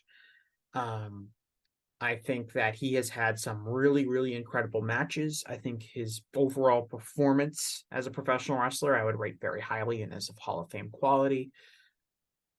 I think as a draw, he probably doesn't have a super strong case as a draw. I don't think he's significantly bigger than any of his contemporaries in AEW. I do definitely think in some ways he helped buoy the company when it first started. In his debut in AEW gave the company an incredible amount of buzz that it needed. Following Double or Nothing in 2019. And he does, historically significant. You'd have to look at, that role he played in founding AEW and helping that company get off the ground, which is obviously the most important development in pro wrestling over the past, decade or so. So those are really key moments for key things in favor of him. But I guess to me, I would say he's kind of like a B level in all three of the criteria. He's kind of a B level performer. He's kind of a B level draw. He's kind of a B level historical significant case. I don't see anything overwhelmingly hitting me that makes me think he should go in the way that the other guys on the ballot, I think, sometimes hit. But that being said, I could see myself voting for him because I do think he's been an outstanding performer for a majority of his career. And I do think he has been a really important figure in professional wrestling since really he debuted with the Shield. So those are kind of my thoughts on him. But I would say I'm leaning towards no. But it's kind Can of I like ask you that? it's kind of like the Briscoes in that sense, where it's like I really respect him, I really like him, but sometimes a Hall of Fame is like giving out a 5-star match. Like, you go the full 5 when you just feel it, and if you have any tinge of doubt, it's not really a 5-star match. I kind of feel that way with Moxley. Okay. Let me ask you this. If he had to like retire like tomorrow for some reason, and you're looking back at like his career, do you think you would vote for him? Right. If this like was if it was over, if this was like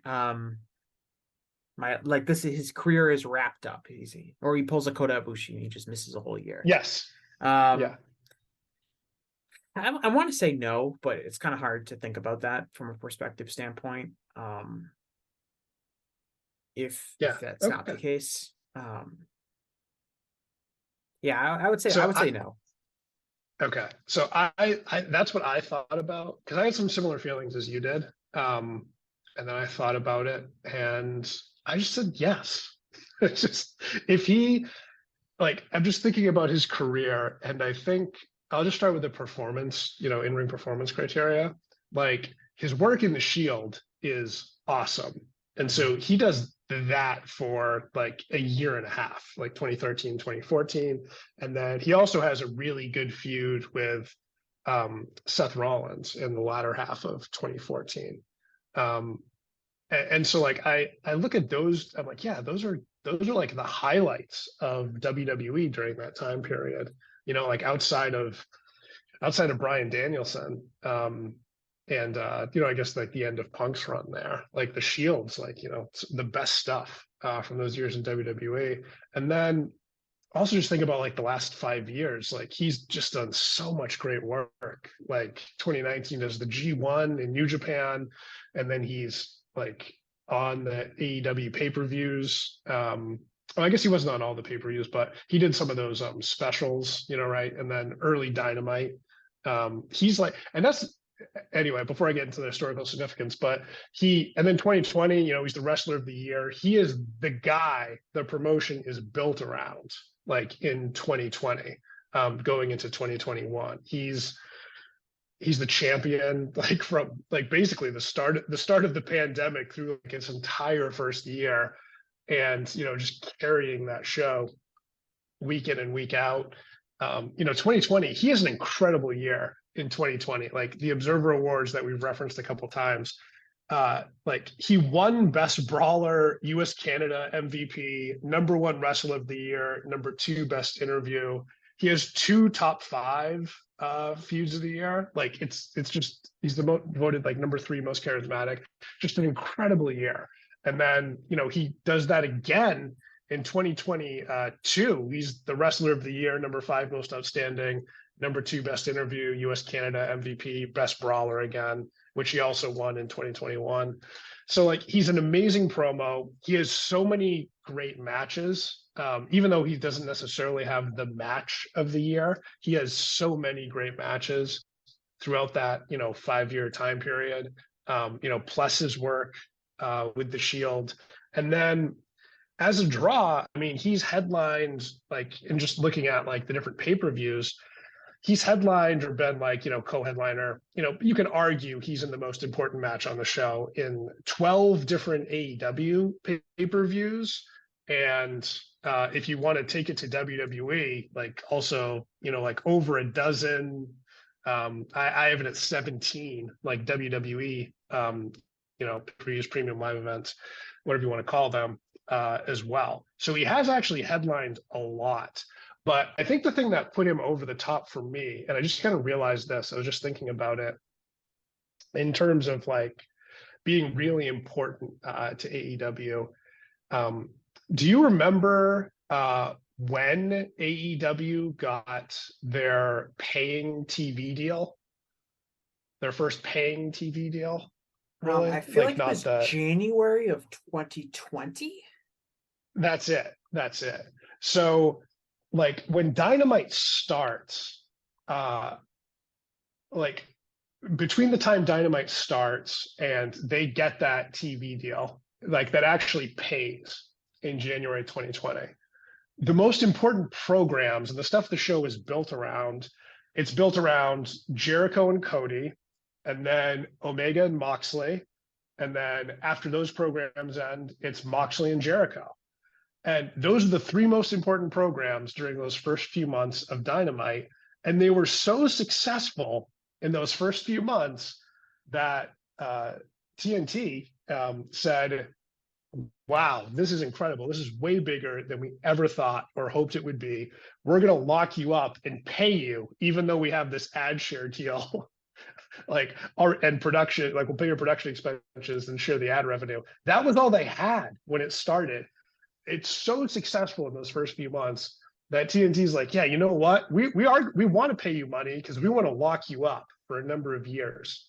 And if that doesn't happen, like if they're like less, like if they don't have him, like big star from WWE, to really kick off their national television, and also just getting a lot of buzz, right? Because he just shows up unexpectedly at their first pay-per-view, and which really I think definitely helped them in terms of getting like, WWE fans or former WWE fans interested in them that might not have been as familiar with Kenny Omega and the Young Bucks, or just thought Chris Jericho was old. I think he definitely attracted some of that audience. And if they don't get that paying TV deal and then the pandemic hits a couple months later, the promotion probably isn't around. There's a really good chance it's not around. It probably dies like during the pandemic. So from that perspective, I just think I do think that carries historical significance with it. And I think that helps with like his drawing. Might not necessarily be totally clear if he's a Hall of Fame draw or not. I do think that historical significance like pushes him over the edge for me, because I definitely think he's done enough from a work perspective to clearly be a Hall of Fame worker. And then I do think his accomplishments in those other two categories, even though they might not necessarily be overwhelming, for me, it's more than enough for me to just say, you know what, if he did retire tomorrow, yeah, I do think he's a Hall of Famer. And so what am I waiting for? He's on the ballot. I feel like he's worthy, and I think he's one of the 5 best candidates. So he has my vote. Yeah, I think that's a really good argument, especially talking about the kind of 2020, early 2020 TV deal, because you also have to remember that period of AEW is way less in terms of like conventional star power than what they would later be, right? No CM Punk in the company, no Bryan Danielson in the company. MJF isn't, over really at all as a star back then. Neither is, Hangman Page is kind of a different level of a draw. Jesse, they didn't even have like former WWE guys like Miro or Andrade or Malachi Black, right? Like none of those guys were there. In terms of like major single stars, I feel like you had Chris Jericho, you had Kenny Omega, and you had Cody, and those were kind of who the show was built around during that first quarter, which a show that wildly overachieved expectations to the degree that they ripped up the TV deal and got a new one, as you described. And you're right, that is really, I think, important. Especially because of how that Kenny Omega Moxley feud, how important that was to kind of setting the tone for the promotion, and really carried a lot of those early Dynamites, which were not perfect shows. They didn't have nearly the roster depth that they would later have to kind of turn Dynamite into what it would become. So yeah, that's a good argument. My next guy here is kind of interesting because I think he's very different than Roman Reigns, and that's Tomohiro Ishii. And my case around Ishii, and I wrote an article for voiceofwrestling.com on this, is with Ishii, what I find most compelling about him, and we know he's a great worker. That's what this case is about. It's about, his in-ring work. He's got, like, he's main evented some shows. He's not like an anti-draw, but he really doesn't have much drawing power, and he really doesn't have that much historical significance. It's totally in-ring work. And the two things that stand out to me about Ishii are, first, his durability and his long-term the sheer magnitude of how many great matches he's had over his career and how long he's been able to keep going and do that on a consistent basis. And then the second thing, which I think is really important to talk about, when we're talking about Roman, and they're almost like couldn't be two dissimilar candidates that are contemporaries than Roman Reigns and Tomohiro Ishii. And one of the big things about Roman was there's this, belief that like, oh, well, he only is in that position because he was pushed really hard. And the fact is that almost everyone in the Hall of Fame is in the Hall of Fame because a booker pushed them. That's just how you end up being a top wrestling. You have to have management believe in you and to some degree. And then out of everyone that's in the Hall of Fame, out of pretty much everyone that's on this ballot, has there ever been someone like, is there anyone on this ballot that was pushed less than Tomohiro Ishii for the company he worked in? Wow. I didn't expect that question. Maybe not. Well, I guess Trish Stratus, I guess. I think that might be the only one. Yeah, But like yeah, you could say it's a great Trish, but point. even within the scope of what she was competing in, Trish was pushed pretty hard. But yeah, but like Ishii, like he's like a career 500 wrestler. He has never, seriously been a title challenger. He's challenged for the title before, but I don't think anyone has ever really bought him as a world champion. He has mostly been held like the mid-card singles titles here and there. He's never really been pushed in New Japan very hard. He's been kept at a level of respectability, but he's never really been pushed as a top guy ever. And despite that, he not only has had all these amazing matches, and it is easier to have great matches when you're pushed hard. He gets over everywhere he goes. He goes to America or the UK, and he'll wrestle on Dynamite. And, now people know who he is, but when he first showed up, there's a decent size of that portion of the audience that has never seen a Tomohiro Ishii match before, and they are seeing this guy who's like, I don't know, 5'5", looks old, unathletic, bad body, like just does not look like a credible badass whatsoever. But he gets in the ring, he works, he does his match, and he always gets over. And he does it without like having any real aesthetic appeal, and he does it without being pushed or really presented like a star. He does it solely through his in-ring work, and he has gotten over every single. I have never seen an Ishii match that really didn't get over, and that's with including a lot of matches in front of audiences that many of whom had no idea who he was. And that, to me, you can talk about his G1 matches. You can talk about the number of 4-star matches he had. You can talk about his placement Wrestler of the Year or Most Outstanding Wrestler category and G1 MVP awards and all of that kind of stuff like that. But to me, the most compelling argument is simply the fact that the man has always gotten over purely, and I mean purely, through his in-ring work. Yeah, no, couldn't agree more. The only other thing I just want to add is, like if you just think about the criteria, he more than meets the in-ring performance category. And, when we talk about longevity as well, I mean, it's well over a decade at like such an incredible level of work, like year in and year out. And from a push standpoint, John Muse mentioned this to me, and I think it'll be in a column he's writing about Tomohiro Ishii as well. Rival my column on Tomohiro Ishii, my great rival John Muse. Yeah, so that's actually great. If you and him both agree that this guy's obviously a Hall of Famer, right? Has to be.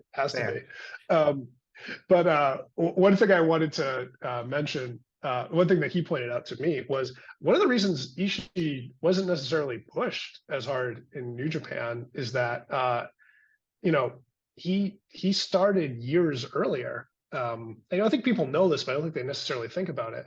Like by the time he joins New Japan, he's not young anymore. Like he's like around 30. So he's not someone that they necessarily thought was still going to be like an amazing wrestler and a major player, like, 10, 15 years after he joins. He wasn't someone that they were like, oh yeah, we're going to build around this guy. He was just someone they brought in to, give depth to their roster. Yeah, like and, this guy can hope work a little bit. Let's just throw him on there. Yeah, like get the best out of him. So, and then maybe by the time they figured it out, he's like, like, oh wow, this guy's actually really incredible, and he just keeps going. They probably always thought he was about to fall apart, like every single year. Like after his first few years there, they probably just thought like, oh yeah, no, this guy's going to start declining, right? Or he's not. But if way back then they knew it would be 2023 and this guy would still be incredible, maybe they would have, pushed him more. So a lot of his like lack of push, I think too, is just, kind of the time and place and when he happened to, join New Japan. But I also think like him being this great in the biggest promotion in Japan. Now he's not necessarily like the draw that's, generating the revenue and generating the interest, but him being this great in the biggest promotion in Japan during one of, if not the most successful periods in New Japan's history, I do think that also adds to his case as well, because it's not like this was just a guy having great matches that, constantly that nobody was seeing. A lot of people were seeing them. And so I do think that adds to his case a bit and gives him a bit more historical significance than, someone who's doing like, I don't know if anyone's really doing similar levels of work, but, another great worker in like a lesser tier promotion. Like, I do think that adds a bit to Ishii's case, even though he wasn't headlining quite as frequently. Yeah, I mean, you could talk about like how competitive the New Japan roster is. You could talk about like spots in the G1, and like you have to hold up your end of the bargain if you want to stay in there.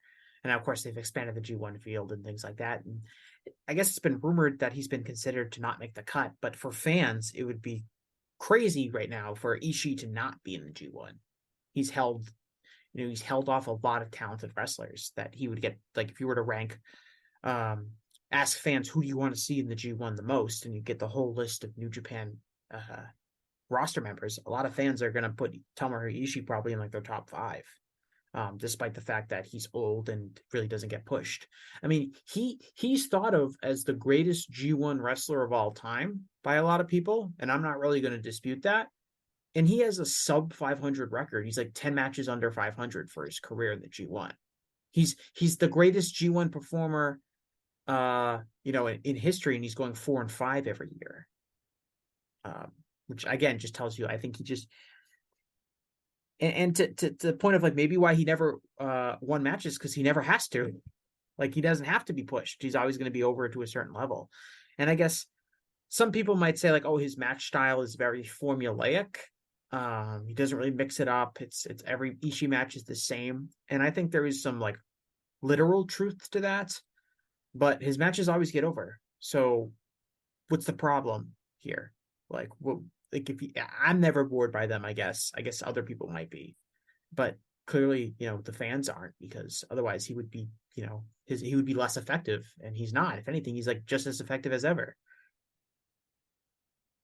Yeah, no, it's a great point, and he's worked with a lot of different people, a lot of different types of wrestlers, and his match works with all of them. So there's definitely, even though you're like, hey, man, it doesn't mix it up that much. It's like, well, if it works with everyone and it's not broke, you don't need to fix it. Yeah, he doesn't feel like he doesn't feel like he's gotten stale. No, not at all. Not at all. He's got my vote. He's one of my 3 in Japan. Yeah, he's just absolutely incredible. And like when I look at the list of like who's in the Hall of Fame for Japan, I have absolutely no qualms about him being added to that list. All right, who is your last intriguing candidate you have written down?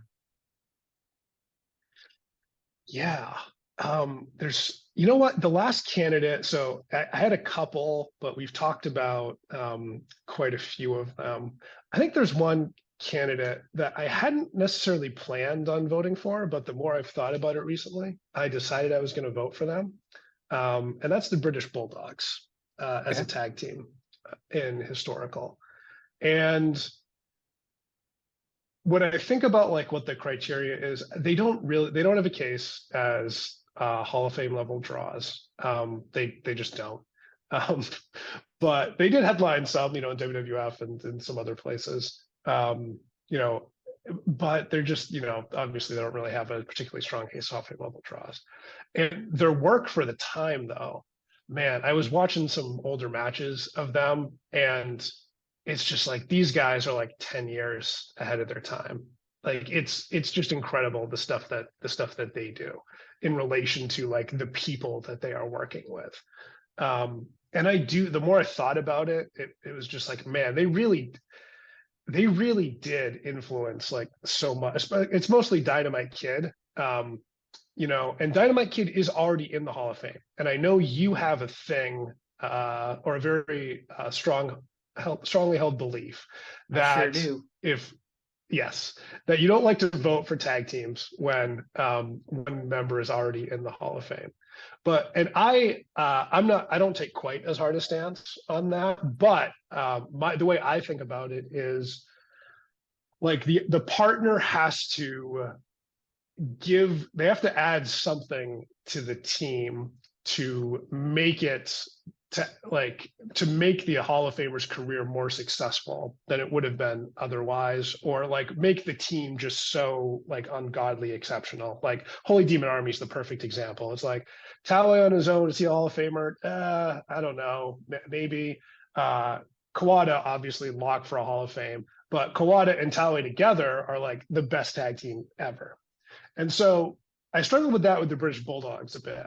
But what made me come around to it eventually was Dynamite Kid in the WWF, like being on that platform is in large part what gave him such historical significance and influence.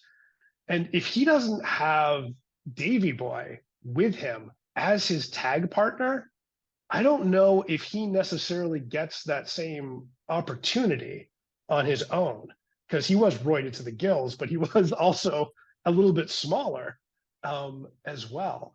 And yeah, I just think that like and Davey Boy is also like a great wrestler in his own right. He wasn't at Dynamite Kid's level, but he was a great wrestler in his own right. And so I think though, like just that combination and like being in that tag team is what allowed Dynamite to like have the vast influence that he did and like do wrestling again that was at least a decade ahead of its time for such a wide audience. And so the more I thought about it, I was kind of like, you know what, I didn't vote for them last year when they were first on the ballot, but in watching them during this voting season and really thinking about it, I was just like, man, they do seem really important. They just do seem really important. And some of it too might just be my taste in wrestling, but like when I watch like the 80s tag teams, and I recognize they're great matches, the Midnight Express, the Freebirds, Rock and Roll Express, but man, I just like the Bulldogs more than all those teams during that period. And I just like, man, I don't know. The more I watched them and the more I thought about it, it's like, yeah, they just seem so important and one of the best teams of the decade. And I just feel like I have to vote for them. I definitely think it's an interesting argument, like especially the historical significance aspect of like, would Dynamite be influential if he wasn't teaming with Davey? And because Davey had the peel that Vince would want in a wrestling star. I think, yeah, I mean, Davey's interesting in terms of like, if you watch Davey's work with the, as part of the British Bulldogs team, and you talk about, he's a great wrestler and he's so different and he's so much better than like a lot of the other like big muscle guys that WWF has at the time or that you would see in wrestling. Like he's super athletic. His technical wrestling is great. He does a lot of the British style of going through holds and stuff like that, but he's got the body of, the prototypical WWF guy of the 80s. And I don't know if that's really been influential. Like, I don't think there was a bunch of people in the 90s that like, oh yeah, I'm going to wrestle and look like Davey Boy Smith. But I do think like it definitely stands out when you watch it, that work from the 80s, especially if you're watching like a full WWF show and you're seeing like, Don Morocco and Hercules Hernandez and all these guys. that are like his contemporaries that he's on the same show with, and then you look at Davey and just like he's kind of in a different class. So that's it's a really interesting case. I mean, what do you think of them from like a longevity perspective? Do you think they were a tag team like long enough to kind of warrant consideration? Yeah, I mean they're what they have. I want to say it's like 6 or 7 years about. And so if I'm thinking about like a singles wrestler, I kind of want like at least over from it can be a little bit different depending on how great they were necessarily, but you're looking for around like more than like 5 years or more. It's going to be different for each person, but I want at least like 5 years from like a drawing standpoint or like a really high level work standpoint. And so they're together for longer than 5 years, like 6, 7. So I do think they were together for long enough and having enough really good matches during that time period. So yeah, I think their longevity, again, it's not like super long, like it doesn't compare to like the Young Bucks or the Briscoes, but a lot of the tag teams in the Hall of Fame were around 7 years. It's like, yeah, that's kind of like what the standard is. Yeah, and the Bulldog is going to win whether he wants to or not. So doesn't have a choice. Yeah, doesn't have a choice. My last pick is also a tag team that contains one wrestler who is in the Hall of Fame and one wrestler who is not. And I think this is more interesting almost as a thought exercise than as a discussion of their candidacy. But it's Antonio Inoki and Seiya Sakaguchi, who, if we're looking at this purely on like who fits the criteria and like who was a big star and who drew money, like Inoki and Sakaguchi really fit the criteria really well. They headlined 1 million shows together. As a tag team, they drew very, very well. They were tagging from like the JWA in like the late 60s, early 70s, all the way up to main eventing the Tokyo Dome in 1990 against Chono and Hashimoto, which was kind of like their last major tag team match together. So you're talking about like this 20-year window, on and off at certain points, but certainly during like the tag league season and things like that. I mean, Sakaguchi was Inoki's primary tag team partner. He spent a long time as kind of the number 2 Japanese wrestler behind Inoki, especially in the 70s, kind of before, Fujinami and the other kind of that class kind of pops up. And for whatever reason, I feel like they have absolutely no momentum on this ballot whatsoever. I feel like they are in danger of falling off of the ballot, despite the fact that on paper, they're just hugely prominent stars that should probably get inducted into the Hall of Fame based on the standard that we have. My thought is it's extremely boring to vote for them. And so no one is making the case for them. And it's like, I only have 3 votes in Japan. Like, am I really going to vote just kind of so, Sakaguchi can get into the Hall of Fame as a tag team with Inoki? Because, I mean, make no mistake about it. A huge reason why they're such a successful draw is because Antonio Inoki is like an icon and it would be a huge draw tagging with anybody. Sakaguchi was just kind of his most dependable member. But I always think, like, I've heard so much for the case for Antonio Rocca and Miguel Perez. And it's like, oh, they were a huge drawing tag team. They did these huge numbers at MSG and all this stuff. And it's like, okay, well, we know that they really did that large. And Miguel Perez added to the act for sure. But we really did that because, like, Antonio Rocca is one of the biggest stars of all time. And so that's why those matches were, like, hugely successful for the most part. But Inoki and Sakaguchi, who I think have somewhat of a similar relationship, maybe they didn't peak quite as high as Rocca and Perez, but they certainly tag teamed for much longer than Rocca and Perez. And I don't see Rocca and Perez with 60,000 people at the Tokyo Dome like Sakaguchi and Inoki did.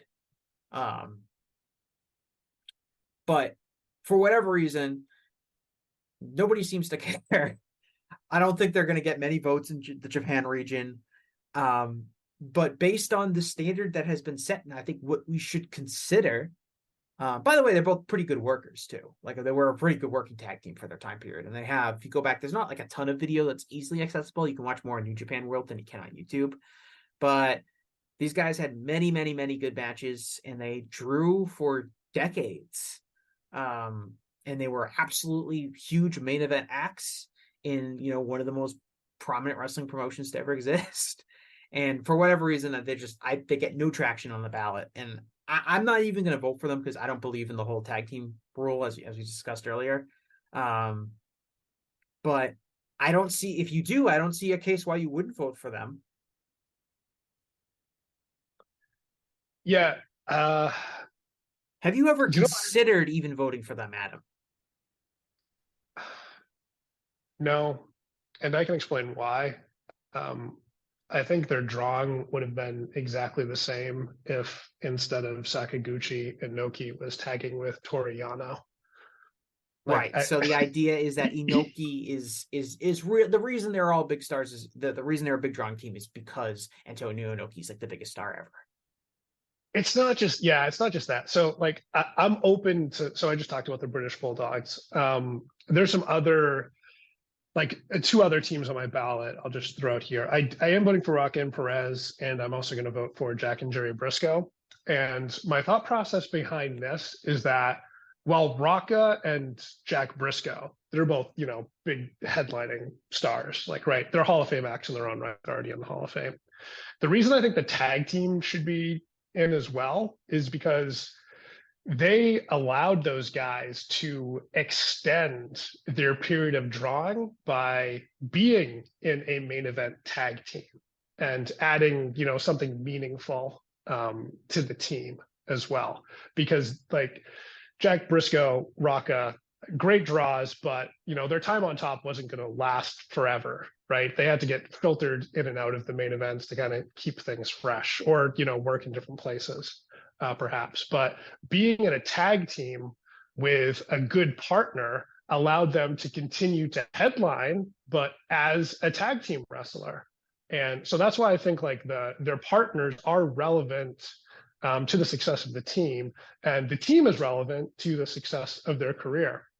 When it comes to Sakaguchi and Inoki, it doesn't matter who Inoki was teaming with. I mean, that guy was just the god of pro wrestling in that country. Like he could have headlined, he could have done whatever he wanted until he got older, and had to, take a step back. But in terms of being a draw, and like he could have just kind of, and Sakaguchi was good. I'm not saying he wasn't good, but it's just, I don't know. I don't think like that team like added longevity to Inoki's career, or enhanced his period of being a draw. He just, that was just who he selected to be his partner. And I think they would have had similar success if he picked, a half dozen other people from that time period as well. I mean, that's probably true, but he didn't. Yeah, no, it's true. It's true, but that's he tag teamed him for 500, almost 500 matches in his career over a 20 plus year span. And Sakaguchi himself was a pretty prominent individual wrestling star. It wasn't like his career is entirely tied to Inoki.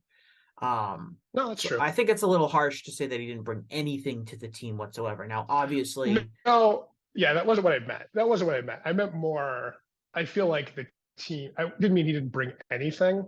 I just mean because Inoki was, a god there. It just whoever he teamed with, the team was going to have a similar level of success. That's all. Mm-hmm. Maybe the matches wouldn't have been as good if he chose somebody else who wasn't as good a worker, obviously. But as regardless of that, I still feel like from a drawing perspective, like it's just because it's Inoki, and a lot of different people would have worked tagging with Inoki. Right. Inoki makes the team boring to a degree.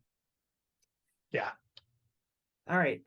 So that's, I believe, all of the candidates as this thing crawls over the 2-hour mark, but that's fine. Is there any other, let's just peek at the ballot so far. We're going to play a game that you're totally unprepared to play. Or maybe you're prepared to play. I'm going to name every single person on the ballot, and you give me like, if you have any thoughts on them whatsoever, just okay. Shout them at me. And if I have anything else to say, I'll add it. And I'll start with the category. So historical performer errors, you vote in that category, correct? Yes, I do. Okay. My general policy is here. I'm just looking at it right now. I believe I have one, maybe two people I'm voting for in this category. Let's see if you can find them. But I'm gonna rattle them off here. If you have anything to say, just stop me and start talking. So Ole Anderson, Bob Armstrong, Tully and Arn, classic team that people can't believe aren't in. Yeah, just not long enough. Yeah. Just very short. Yeah. Jack and Jerry Briscoe, which you kind of already talked about. Could you be voting for two Briscoe teams this year? I think I probably am, actually. Yeah. British Bulldogs, who you obviously mentioned. June Byers, who I feel like is gaining some momentum. She is. If you don't know about June Byers, her career and her story with is it Mildred Burke? Yeah. Right? Like their rivalry and like the promoter that they were they both married, or do they just both have relationships with? But I don't know if it's Billy Wolf, right? Anyway, if you I haven't read it recently, but that story is one of the best examples that like the behind the scenes stuff in pro wrestling oftentimes can be much more interesting than what's on screen. That is fascinating. Yeah, and then Fabulous Moolah came in and ruined women's wrestling for like 40 years. Wild Bull Curry. I will say I like Wild. He's interesting. He has some people argue he was the innovator of like the wild, violent brawling that like Brody and Abdullah the Butcher adopted, and he predated them. Yeah, he's kind of a star in the Detroit scene with the Sheik and the Sheik as well. Yeah. Yes. Yeah, it's kind of part of that element. Dick the Bruiser, kind of getting involved there. JYD, are you a JYD voter? I am. You sound ashamed to say it. No, I go back and forth on it a lot because he was a bad wrestler. Like he wasn't good, but when I look at his drawing stuff, holy crap, man! It's for about a 5-year period, right? That was kind of what I mentioned earlier. He's got about a 5-year period where, man, it is so impressive. Like he's expanding business. Like if you look at some of those Superdome shows in the history, like there's like Dusty Rhodes and Andre the Giant, are involved in like some matches. And then like JYD is doing like bigger numbers than they did, like not that long after. And so it's just, I see stuff like that. It's just like, man. And then, I do think there is something in terms of historical significance also to, being a black star in the 80s that the territory was really built around. And I know there were other, black headliners and champions and long before JYD, but being like, that beloved baby face that, the entire promotion is built around, I do feel like there's some historical significance in that. So I think he does exceed the drawing category. And then I think that historical significance kind of gets him over the line, even though he offers like absolutely zero value from an in-ring perspective. When we talk about people, I was going to bring him up as like the Miguel Cabrera type of like someone who just had a very bad last several years of his career. That no one remembers. Cowboy Bob Ellis, who is like the oldest major star that's still alive. Will he live to see himself get in the Wrestling Observer Hall of Fame? I do vote for Cowboy Bob. You're with Cowboy Bob Ellis. I am. I don't think he's going to make it ever, but I do vote for him. Yeah, just in researching him, literal multiple decades of like headlining in different places and drawing really well. Just the headlining and the longevity is incredible. Yeah, a lot of longevity and a lot of like really like a classic babyface kind of guy.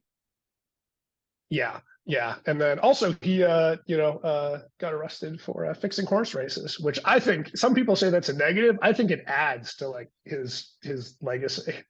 He's the cowboy and he's fixing horse races. Like really lived the gimmick. Pampuro Firpo. Black Gordman and Great Goliath, Mike Tenay's favorite tag team. The Archie, the Mongolian Stomper, Goldie. The Hart Foundation, Bret Hart and Jim Neidhart. Kind of interesting candidates there in terms of.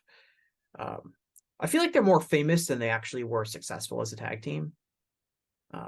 Yeah, I would agree with that. They were successful, but yeah, I don't feel the same way about them that I do about the British Bulldogs. Sputnik Monroe. Are you a Sputnik Monroe voter? No, I get the historical significance. I really do, but I just I don't see a lot else that is compelling to me to vote for him. And the historical significance it feels more like a little bit more as like a non-wrestler, even though he was a wrestler. I don't know. I just kind of struggle with him. I don't really see him as a viable I don't really see him as a viable candidate. Like it's great that he played a role in like integrating like seating in the city of Memphis. That's probably something that would have happened anyway. And I mean, if we're talking about like Sputnik Monroe, like I would much rather see like historical black wrestlers who didn't get pushed as good as their talent warranted because of their race, than like spend time like debating about Sputnik Monroe if we're talking about like historical significance. Like I'd much rather vote for Luther Lindsay or Jack Claiborne or people like that than I would Sputnik Monroe. Dusty Rhodes and Dick Murdoch. The Texas Outlaws, as they were known. Argentina Rocca and Miguel Perez. We kind of already talked about them. Yes, Johnny, I will be voting for them. Johnny Rougeau. Oh yeah, I'm definitely voting for Johnny Rougeau. I would just recommend if anyone doesn't know much about Johnny Rougeau, just read Pat Prod's work, anything he's written about Johnny. He wrote an amazing column a couple of years ago, that's posted on the Observer site, and after reading that and a couple other things, it's just like, yeah, this guy seems like an obvious Hall of Famer. And I really hope he gets in. I really do, because I feel like he's like one of the most deserving guys in this category. Iron Sheik, obviously Iron Sheik passing away this year, getting him on the ballot. Tiger Jeet Singh. Oh man,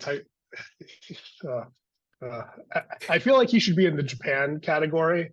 And right. He definitely is a Hall of Fame level draw. Whether that's enough to warrant his inclusion, I don't.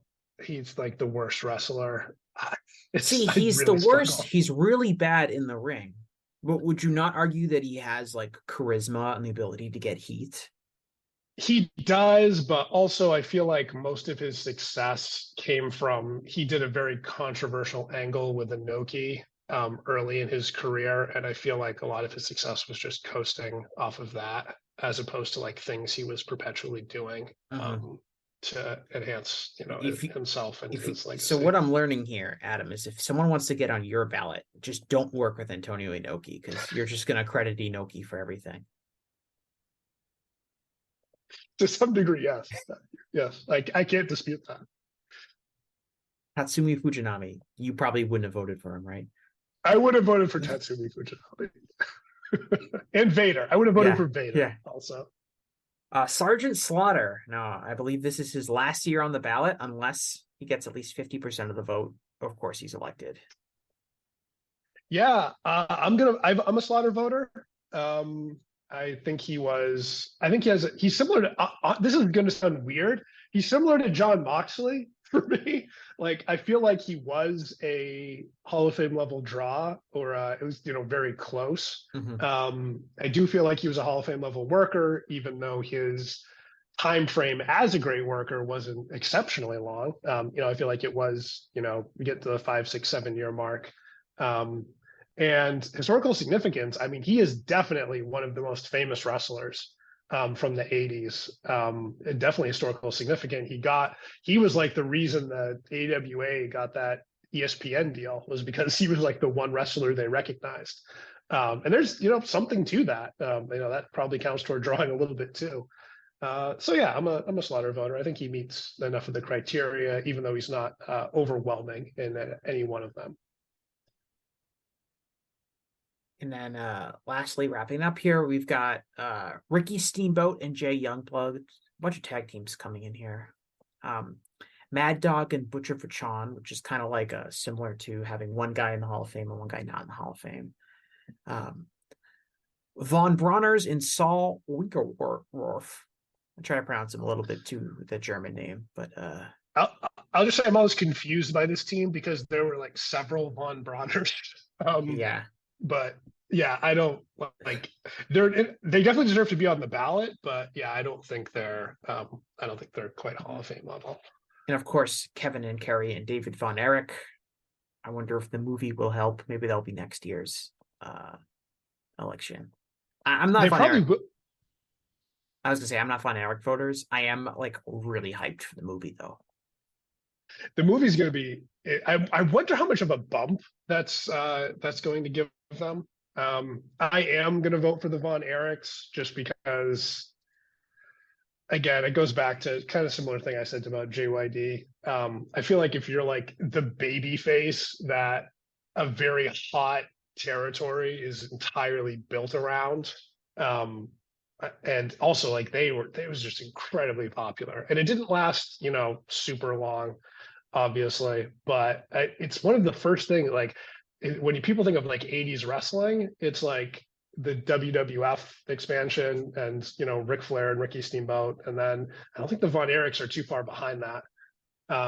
They're just incredibly popular and really set their place on fire, and they're getting a movie made. The movie might not necessarily be just because they were successful wrestlers, I guess, so that might not be the best thing to reference, but obviously like the reason people cared about them was because they were so popular and successful. They did kind of lay out the temp. It probably existed before them, but I don't know if it was ever as successful of like the pretty boy baby faces. Yeah. My general philosophy with the historical performers category is I think a lot of these people have been greatly considered for like decades in a lot of cases, and I really need to be sold on the idea that they have been critically underrated or under discussed for some reason. Like that's why I have a hard time voting for JYD or Sergeant Slaughter, because I feel like both of those guys are incredibly famous. All the people voting over the years have decided that they should not get in, and it's hard for me to sell me an argument that's like totally new that they've been overlooked for some reason. I really like Johnny Rougeau as a candidate because I can be easily sold. Like Johnny Rougeau has a lot of things that are negative towards him. The first being that he's just a little bit too old. There's not a ton of video evidence of him. And he also was a star in a non-English speaking promotion where there wasn't a ton of nostalgia for Johnny Rougeau in Quebec wrestling, the way there is for like Memphis wrestling or wrestling at the Auditorium or Mid-South or Championship Wrestling from Florida or these other kind of promotions that I feel like have aged, not necessarily aged better, but they've aged more in more relevancy. And so he's someone that I think if Johnny Rougeau's like drawing power and his fame, if you just took that from Quebec and you put that in Memphis or St. Louis or Los Angeles or just some American city, I think he would be like of no doubt slam dunk 1996 inductee to the Hall of Fame. But because it was kind of away from a lot of the English speaking world, he hasn't gotten that kind of recognition. Sure. Yeah. No, he's again slam dunk candidate for me. The only thing I'd bring up with the Von Erichs, I do think them being together as a group matters because I think it's if you just look at them individually, it's like David, no, Kerry, no, Kevin, no. But if you kind of combine like all three of them and just think about like, yeah, this is all three of them together was what the whole like territory was built around for a number of years. And they're obviously their most successful time periods. They were always linked, in some way, working together, and it gives them a little bit more longevity too, being together. So yeah, it's just I don't know. It's just something, man. I don't. It just feels the Hall of Fame feels incomplete to me, without them in it. There's there's few more like powerful like images in pro wrestling than seeing one of the Von Erichs, usually Kerry, like trying to get to the ring like through like a mob of adolescent teenage girls. Like Yes. he's literally like swimming his way through this huge crowd of all these women that are trying to kiss him. There's like cops everywhere trying to push people off. It's insane. If this was the hall of getting adolescent women to cheer and scream for you, they would be in first ballot. Oh yeah, them and Jeff Hardy for sure, for sure. Speaking of which, the modern U.S. candidates, we talked a lot about these people, so we'll steam through. It's Mark and Jay Briscoe, the Young Bucks, Edge. Edge, I think, is going to end up being like, in order to get in the Hall of Fame, you have to have a better career than Edge. That's what I think his destiny is now. Yeah, Bill Goldberg, who I know we talked about a lot last year. I don't think anything's really changed in terms of that. Matt and Jeff Hardy, Becky Lynch. It's her debut on the ballot, I believe, right? No, she was on. Okay, so she was on last year. That's right. Yeah, she got 20% last year. Yeah, I don't know. I mean, I could see, I don't know. I see the historical significance case because she peaked higher than any woman in the industry, like ever has. Like there's never been a woman that was like at the top of the industry the way she was for that, brief, several month period. But when it comes to like looking at her as like, I don't really think she has a work case. And at her as a draw, like, man, those two 2019 metrics. We were talking about Roman earlier. 2019 between Becky and Seth was brutal. How hard WWE's interest fell off, and Roman's like around then, but he's like not headlining. He's like in like the upper mid card for most of that year, and Becky and Seth are on top. And boy, Raw just totally tanked. Obviously, it didn't help that they're feuding with Baron Corbin and yeah. I mean, Baron Corbin tanked those ratings. Baron Corbin tanked those ratings. Everyone knows that.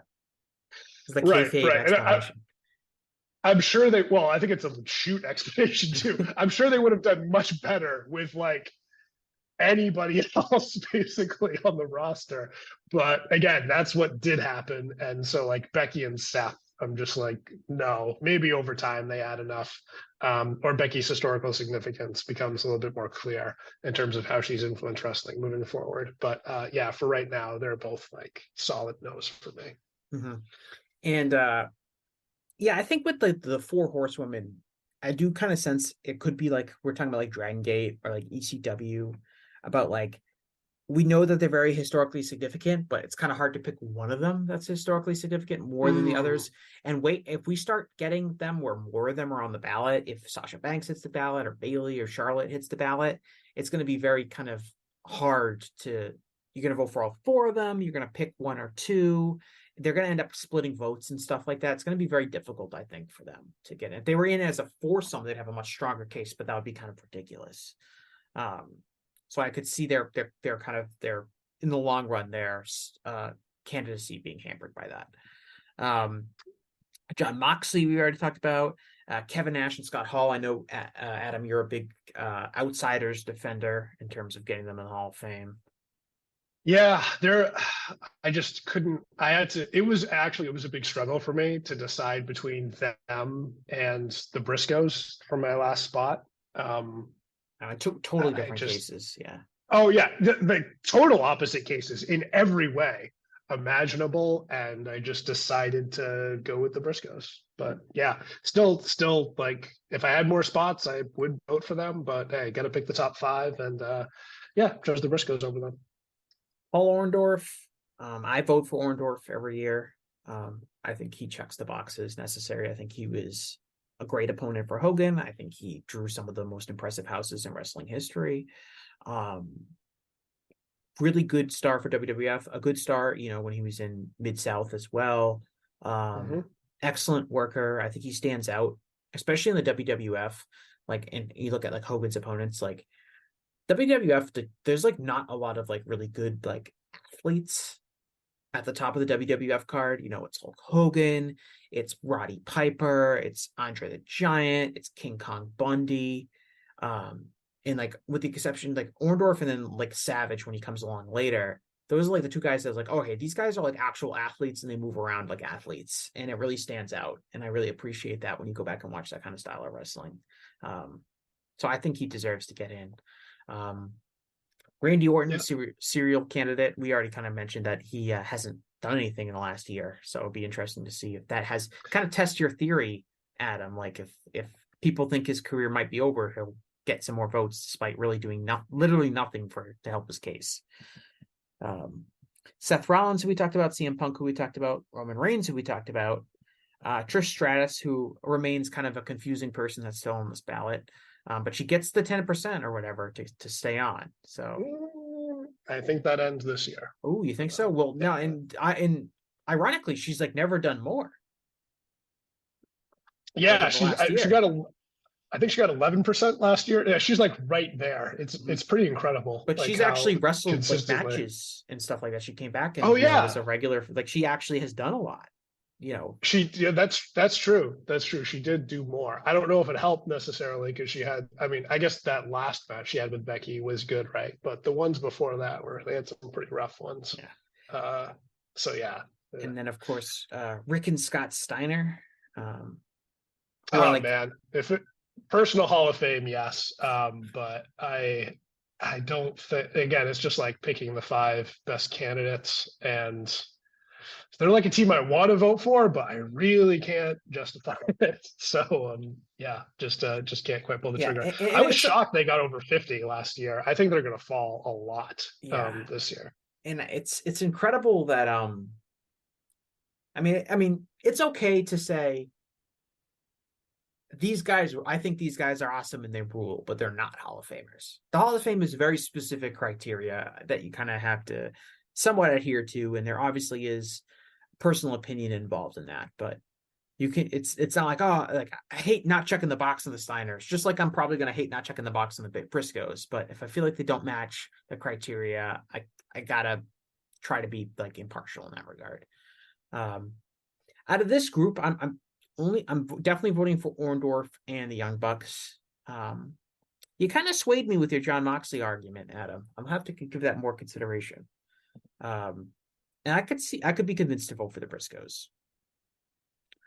I followed wrestling in Japan. The Beauty Pair, they're really interesting in terms of they're like super duper popular and they kind of paved the way for the Idol, Joshi tag team and future wrestlers. So for sure. For sure. If I had a 4th vote, I would vote for Beauty Pair. But again, it's one of those situations like half the team is already in, and I'm trying to Sato is already in. So you're looking about, and I'm trying to weigh that against like some other candidates that I feel really strongly about. And they're just Maki Ueda has like a 3-year career, I think. I mean, her career is really short. It's very short. Yeah, which is the interesting thing about the Beauty Pair is that they probably should have been inducted. Like Jackie Sato was inducted in 1996 as an original inductee, and they probably should have been inducted as a team then. Yeah, I mean, Jackie though has like her solo career too, though. So I understand why Dave just inducted Jackie to begin with, but I think if he had the tag team, like someone can be in twice, both on their own and as part of the tag team back in 96, I agree. They would have been in the inaugural class. Kojima and Tanzan, a serial team that's always on here, and the debate of whether they would be better as individuals or not. I don't think I would vote for them either. I could be sold on Kojima just because I'm a really big fan of his work. I hope they fall off this year and then Kojima can get back on as a single because I do think there are some members of the Hall of Fame, specifically Akiyama and Nagata, that you can compare Kojima to. In terms of longevity and in-ring performance, and they weren't exactly stellar draws either. Kojima was actually maybe a stronger draw than both of them at times. Maybe not over the course of the career, but at least for a short time period, he definitely was. So yeah, it's I think he can definitely make a case for Kojima, and maybe he gets added to the ballot next year. Yeah, Yoshiaki Fujiwara, for you grapple perverts out there. Hayabusa, who you talked about, Adam, Inoki and Sakaguchi, who we also talked about, Tomohiro Ishii, Miko Satomura, who I feel like, it really depends on preference. Like, I know some people that are going to be voting for her. I feel like her, Hayabusa, Shima, and Shingo, and to a degree, Ishii as well, kind of all have similar cases, and it really kind of depends on like whose in-ring style you like the most. A lot of people, or like what promotion you're the biggest fan of, or you think is and a most lot important. of people will credit Satomura for kind of keeping Joshi alive after it kind of collapsed in the early 2000s, and really playing a pivotal role in training a lot of the women that are stars now. And if you haven't seen any of it, go back and watch her Gaora matches in the early 2000s, because they're really good. Like, that's a great way to spend your time if you haven't seen them. Shingo, who we didn't talk about, but I am voting for. I am also voting for Shingo. Yeah, we don't really need to have a conversation about that. Shingo rules. He's amazing. Yeah. And then Manami Toyota versus in Toshio Yamada, another tag team where one of the people is already in. I mean, if you voted for them, I understand, but I'm not voting for them for the tag team reason. Yeah, mine's just I get it, but yeah, I don't know. The three I'm voting for are Ishii, Hayabusa, and Shingo, just because I feel like they're just so great and important. And yeah, Toyota's already in on her own. Yeah, I'm going to be voting Ishii, Takagi, and Shima, and hopefully one of them gets in, because I would like to vote for Hayabusa at some point. I don't vote in Mexico or rest of the world. I don't know if you do, Adam, or you want to shout out anyone. I do not either. Just the three areas I do vote for take up all my time researching, and Yeah, I've just never been a huge Lucha fan. I'm always glad that I don't vote in these categories, because it just requires so much work and knowledge that I'm just like, oh, thank God I don't have to think about like Blue Panther being back on the ballot. Also, the Big Daddy discourse, I enjoy just like sitting on the sidelines. Yeah, just eating popcorn. Myself from that. Yes, Big Daddy. yes. I mean, this is the year for Big Daddy. I think he needs at least 50% to stay on. So we'll see if he makes it out. And then non-wrestlers, all right, deep breath. Let's see if we can make it through here. Dave Brown, Bobby Bruns, who I vote for every year. I also vote for Bobby Bruns. Yeah, Dave is a big advocate for Bobby Bruns. For people who don't know, he was a promoter in San Francisco area and a trainer, and he kind of basically discovered Ricky Dozan from sumo, trained him in wrestling, and kind of led the first few tours that Ricky Dozan did in Japan, and played a really historically significant role in helping Japanese pro wrestling take off the way that it did. And he's kind of been lost to history. And I think it's important for the Hall of Fame to recognize those people. Bob Cottle, famous announcer. Bobby Davis, wrestling manager from the 50s and 60s. I wrote an article on Bobby Davis. That's on voicesofwrestling.com that I would recommend everyone to read if you're interested. I think he's probably the best candidate on this entire ballot. He largely pioneered the role of the heat-generating manager, was involved in a bunch of big feuds, including the Rocca and Perez feud with the Boondocks in the late 50s. He was Buddy Rogers' manager when Rogers was NWA champion in the early 60s. Not a super long career in wrestling, but a hugely significant one. Hugely influential to pretty much every single manager that's in the Wrestling Observer Hall of Fame. So I highly recommend everyone consider Bobby Davis on their ballot. I vote for him as well. That's right. You wouldn't be on the show if you weren't voting for him. Joe Higuchi, a longtime referee. Referees are hard because honestly, I feel like the general public has no business voting on referees. I feel like that has to be like an inside the business idea, because honestly, I have no idea who's a good referee or not. I struggle with that as well. Honestly, he's not one of the most compelling non-wrestlers to me to vote for. I feel like some of the other people we're going to talk about and that we've mentioned are much more influential for the business. Jim Johnston, of course, is the famous composer who did just a huge amount of WWF's music for the better part of 30 years. He always gets well represented. I can't pull the trigger on him, but I totally understand. Jim Johnston and Reg Parks, both of them are the best ever in their field, and it's not even like disputable.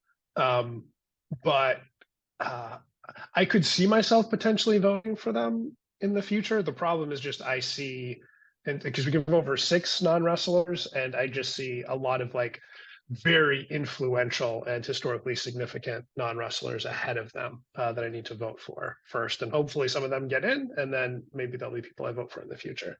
Yeah, like I like the idea like of recognizing those guys, but ultimately I don't see what their contributions to a wrestling promotion to be nearly as important as the contributions of some of these other people.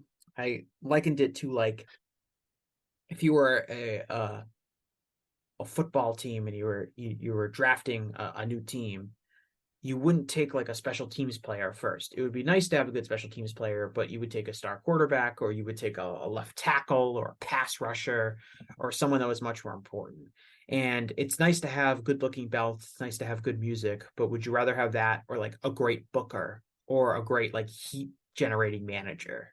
Like I would much rather have those things than like these kind of tertiary aspects of the business. How would you wait on that? I'm gonna hit you with a tough question though. How do you feel about Adam Vinatieri going in the Pro Football Hall of Fame? Should he be in then or not? It's kind of the same thing, right? I was thinking more like a special team or like a Matthew Slater type kind of guy. Okay, yeah. Well, one thing I'll point out with Jim Johnston though, the music that he made sold incredibly well. Yes, there's a drawing in the aspect early 2000s to this. And how much money has Reggie Parks made through replica belts? Probably is quite a bit, actually. I'll just put it this way. I hadn't thought about that before. That's like a really good point on Reggie Parks. But every time I see one of the modern WWE belts, I think to myself, I really should vote for Reggie Parks because they're so bad. His belts were so great. Larry Matzik, who's kind of a jack of all trades kind of guy. He was a journalist. He was a booker. He was in the office in St. Louis for a long time. He's just a historian. He's just has a lot of kind of different hats in the wrestling world. Mike Tenay is kind of like that too. Mike Tenay is announcer, probably more known as announcer, but also kind of a newsletter publisher and historian. And it's hard to recognize those guys because they weren't outstanding necessarily in one thing, but they were obviously big contributors to pro wrestling in a variety of different ways. And so they'll always get they'll always get a level of support. I love Mike Tenay. I just wish he was so perfect as like the third chair in WCW. He was so perfect. I just wasn't as much a fan. I don't think he was a Hall of Fame level play-by-play announcer. But if he found a spot to be like the third chair commentator for like, 20 years or, as long as he announced for, I think, I probably would vote for him. But he was just so great in that role, but just it wasn't, at the same level as play-by-play. So that's why I don't vote for him. James Melby, who is kind of historian and journalist. He's really best known for being like the most prominent like designer of like wrestling programs throughout the years. I don't like it's kind of like totally predates my time as a wrestling fan where like programs are really important, but I'm sure they were back, in the territory days.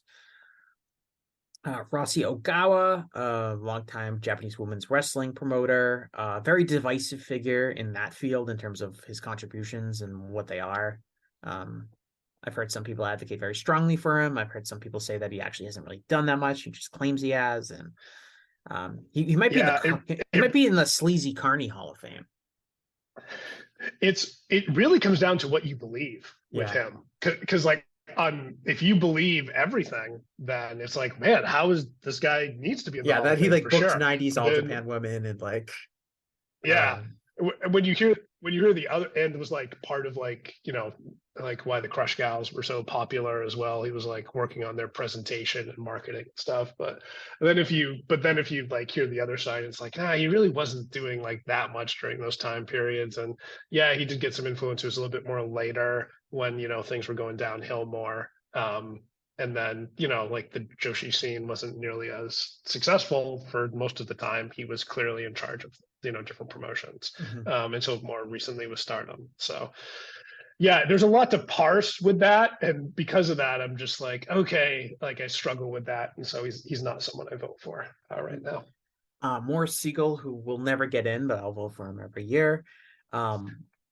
Longtime Houston wrestling promoter from like roughly like 1920 to the mid 1960s when he died. I've talked about him a lot before, but I just think he's too old to really get enough of the vote. But I think if you look at like incredible longevity as a promoter, incredible success, especially during different periods of time, especially like if you look at like their success during like the World War II years, it was either Houston or St. Louis was the biggest wrestling city in the country in terms of drawing. Pioneered certain things like the Texas Death Match, and obviously Danny McShane, who popularized blading, was a big star in Houston. Bill Longson, who's one of the all-time biggest draws in the history of wrestling, who most people have never heard of before, who popularized the pile driver and was like kind of like the preeminent like heel champion. During like the World War II era, was a big star in Houston. He's just hugely successful promoter. If he should have probably been inducted in 1996, or Dave should just automatically induct him. But because he's appeared on the ballot before, Dave says it wouldn't be right to just induct him. So he's going to continue to get like 25%, as people like rather vote for like Jim Johnson and Tony Schiavone instead. I vote for him. That's as right, well. Adam. I do. We'll see if, I know Dave's talked about maybe changing. So he mentioned like a veterans committee type thing, which I I'm don't anti think that. is a I'm good anti idea. that. Yeah, I don't think it's a good idea either. But I do think there's potentially a way to like have like split the category of like historical and like even older people, to just make the voters of like the super old candidates like there should be like a pre region for it. 1970 thing or something. Yeah, like I think there's a way you could potentially structure it for that. So anyway, I'll pitch that to Dave at some point, and we'll see what happens. But I agree, Morris should definitely be in. Tony Schiavone, who I just buried. I like Schiavone. I don't think of him as a Hall of Famer.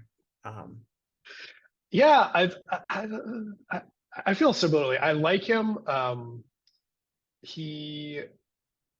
Man, I kind of like, I like him. I kind of want to vote for him. I do think he has a very unique career in terms of voting, like announcing for Crockett, WWF, WCW, and now AEW.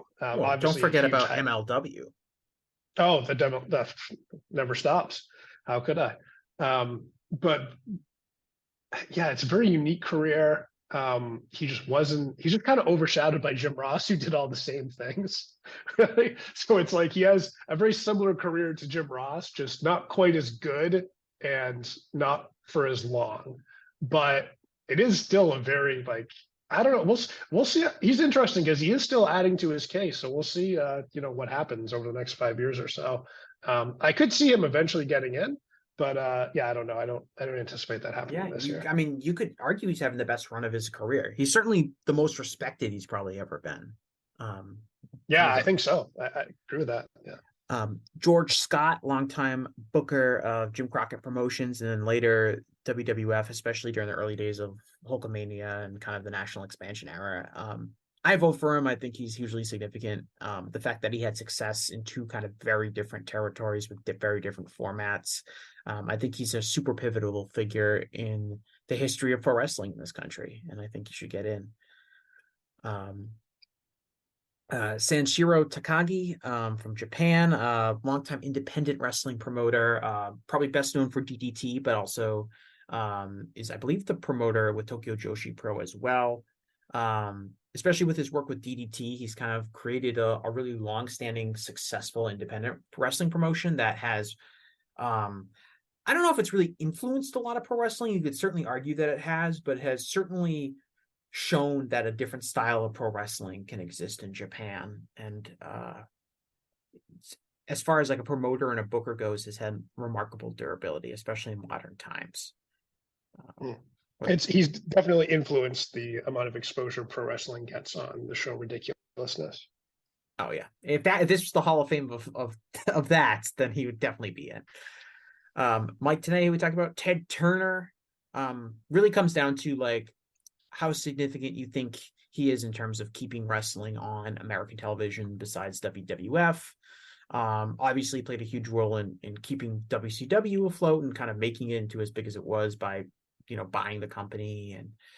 And even before that was a real huge advocate for pro wrestling on television. So it really comes down to like philosophically, like whether you believe that like a corporate executive that wasn't really in the wrestling business should be in the Hall of Fame or not. It's really that simple. I do vote for Ted Turner, and the reason I view him differently than I do someone like, like Nick Khan, who's been talked about potentially being added at some point, or on Pollock and Thurston, he mentioned like Bonnie Hammer as like the USA executive who brought Raw back to USA. I see those people as just like business people doing their jobs for what was advantageous for them.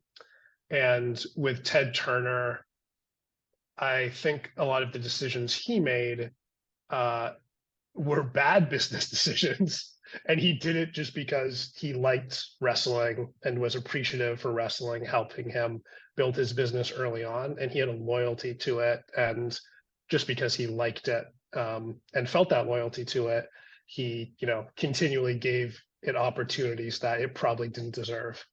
Based on its performance. And so because of that, I think he's so critical to the industry and so historically significant. And I think those contributions deserve to be recognized in the Pro Wrestling Hall of Fame. All right. Roy Welch, who is a promoter from like the 1950s and 60s, really kind of helped found Memphis wrestling and wrestling in Tennessee. Him and Nick Gulas kind of were the pioneers of that. I think he's a pretty strong candidate. I haven't decided if I'm going to vote for him or not. I am probably going to use all 6 of my votes in this category. But if you look back, he's not super well known, but if you look at just like how important Memphis wrestling was to wrestling, and Memphis wrestling is kind of well represented, I think, in the Hall of Fame from like the 1970s on. But Roy Welch really probably deserves a lot of credit for kind of starting that business in that part of the country and really creating something that would become hugely influential and important and regionally very, very popular and successful. But again, he's just someone I think. No, go ahead. I was going to say, I am going to vote for him for precisely those reasons. I think his name value just isn't that high, but if you actually look into it, like what he did, you don't really have to look that far to be like, okay, this guy is clearly very important. Stanley Weston, a magazine publisher, the Weston magazines were kind of like the first part of the first kind of style of like pro wrestling media that we had. So we can thank him for that. And lastly, the Grand Wizard, Ernie Roth, longtime manager, probably best known in the Northeast, the Grand Wizard of Wrestling, probably the top heel manager in the 70s. It's either him or Lou Albano. And really interesting thing about him is that he was Farouk, the Sheik's manager before he came to the WWF. And a lot of people don't know that. A lot of people don't know that's the same person. And if you look at his work with the Sheik, which was obviously hugely successful as a box office job, and as a box office draw, and he was a huge part of the act.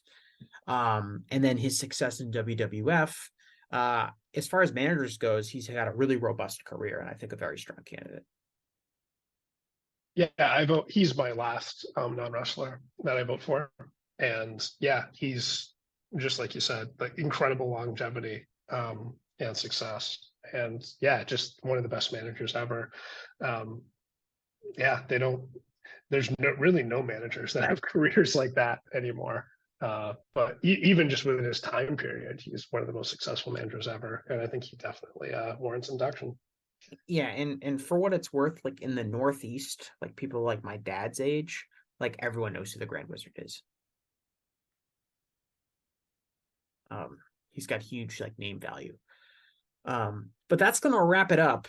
This might be the longest episode we've ever done, but it was worth it, and I knew it was gonna be long anyway, so that's why I recorded at night, not the middle of my work day. But Adam, you got anything else you want to add?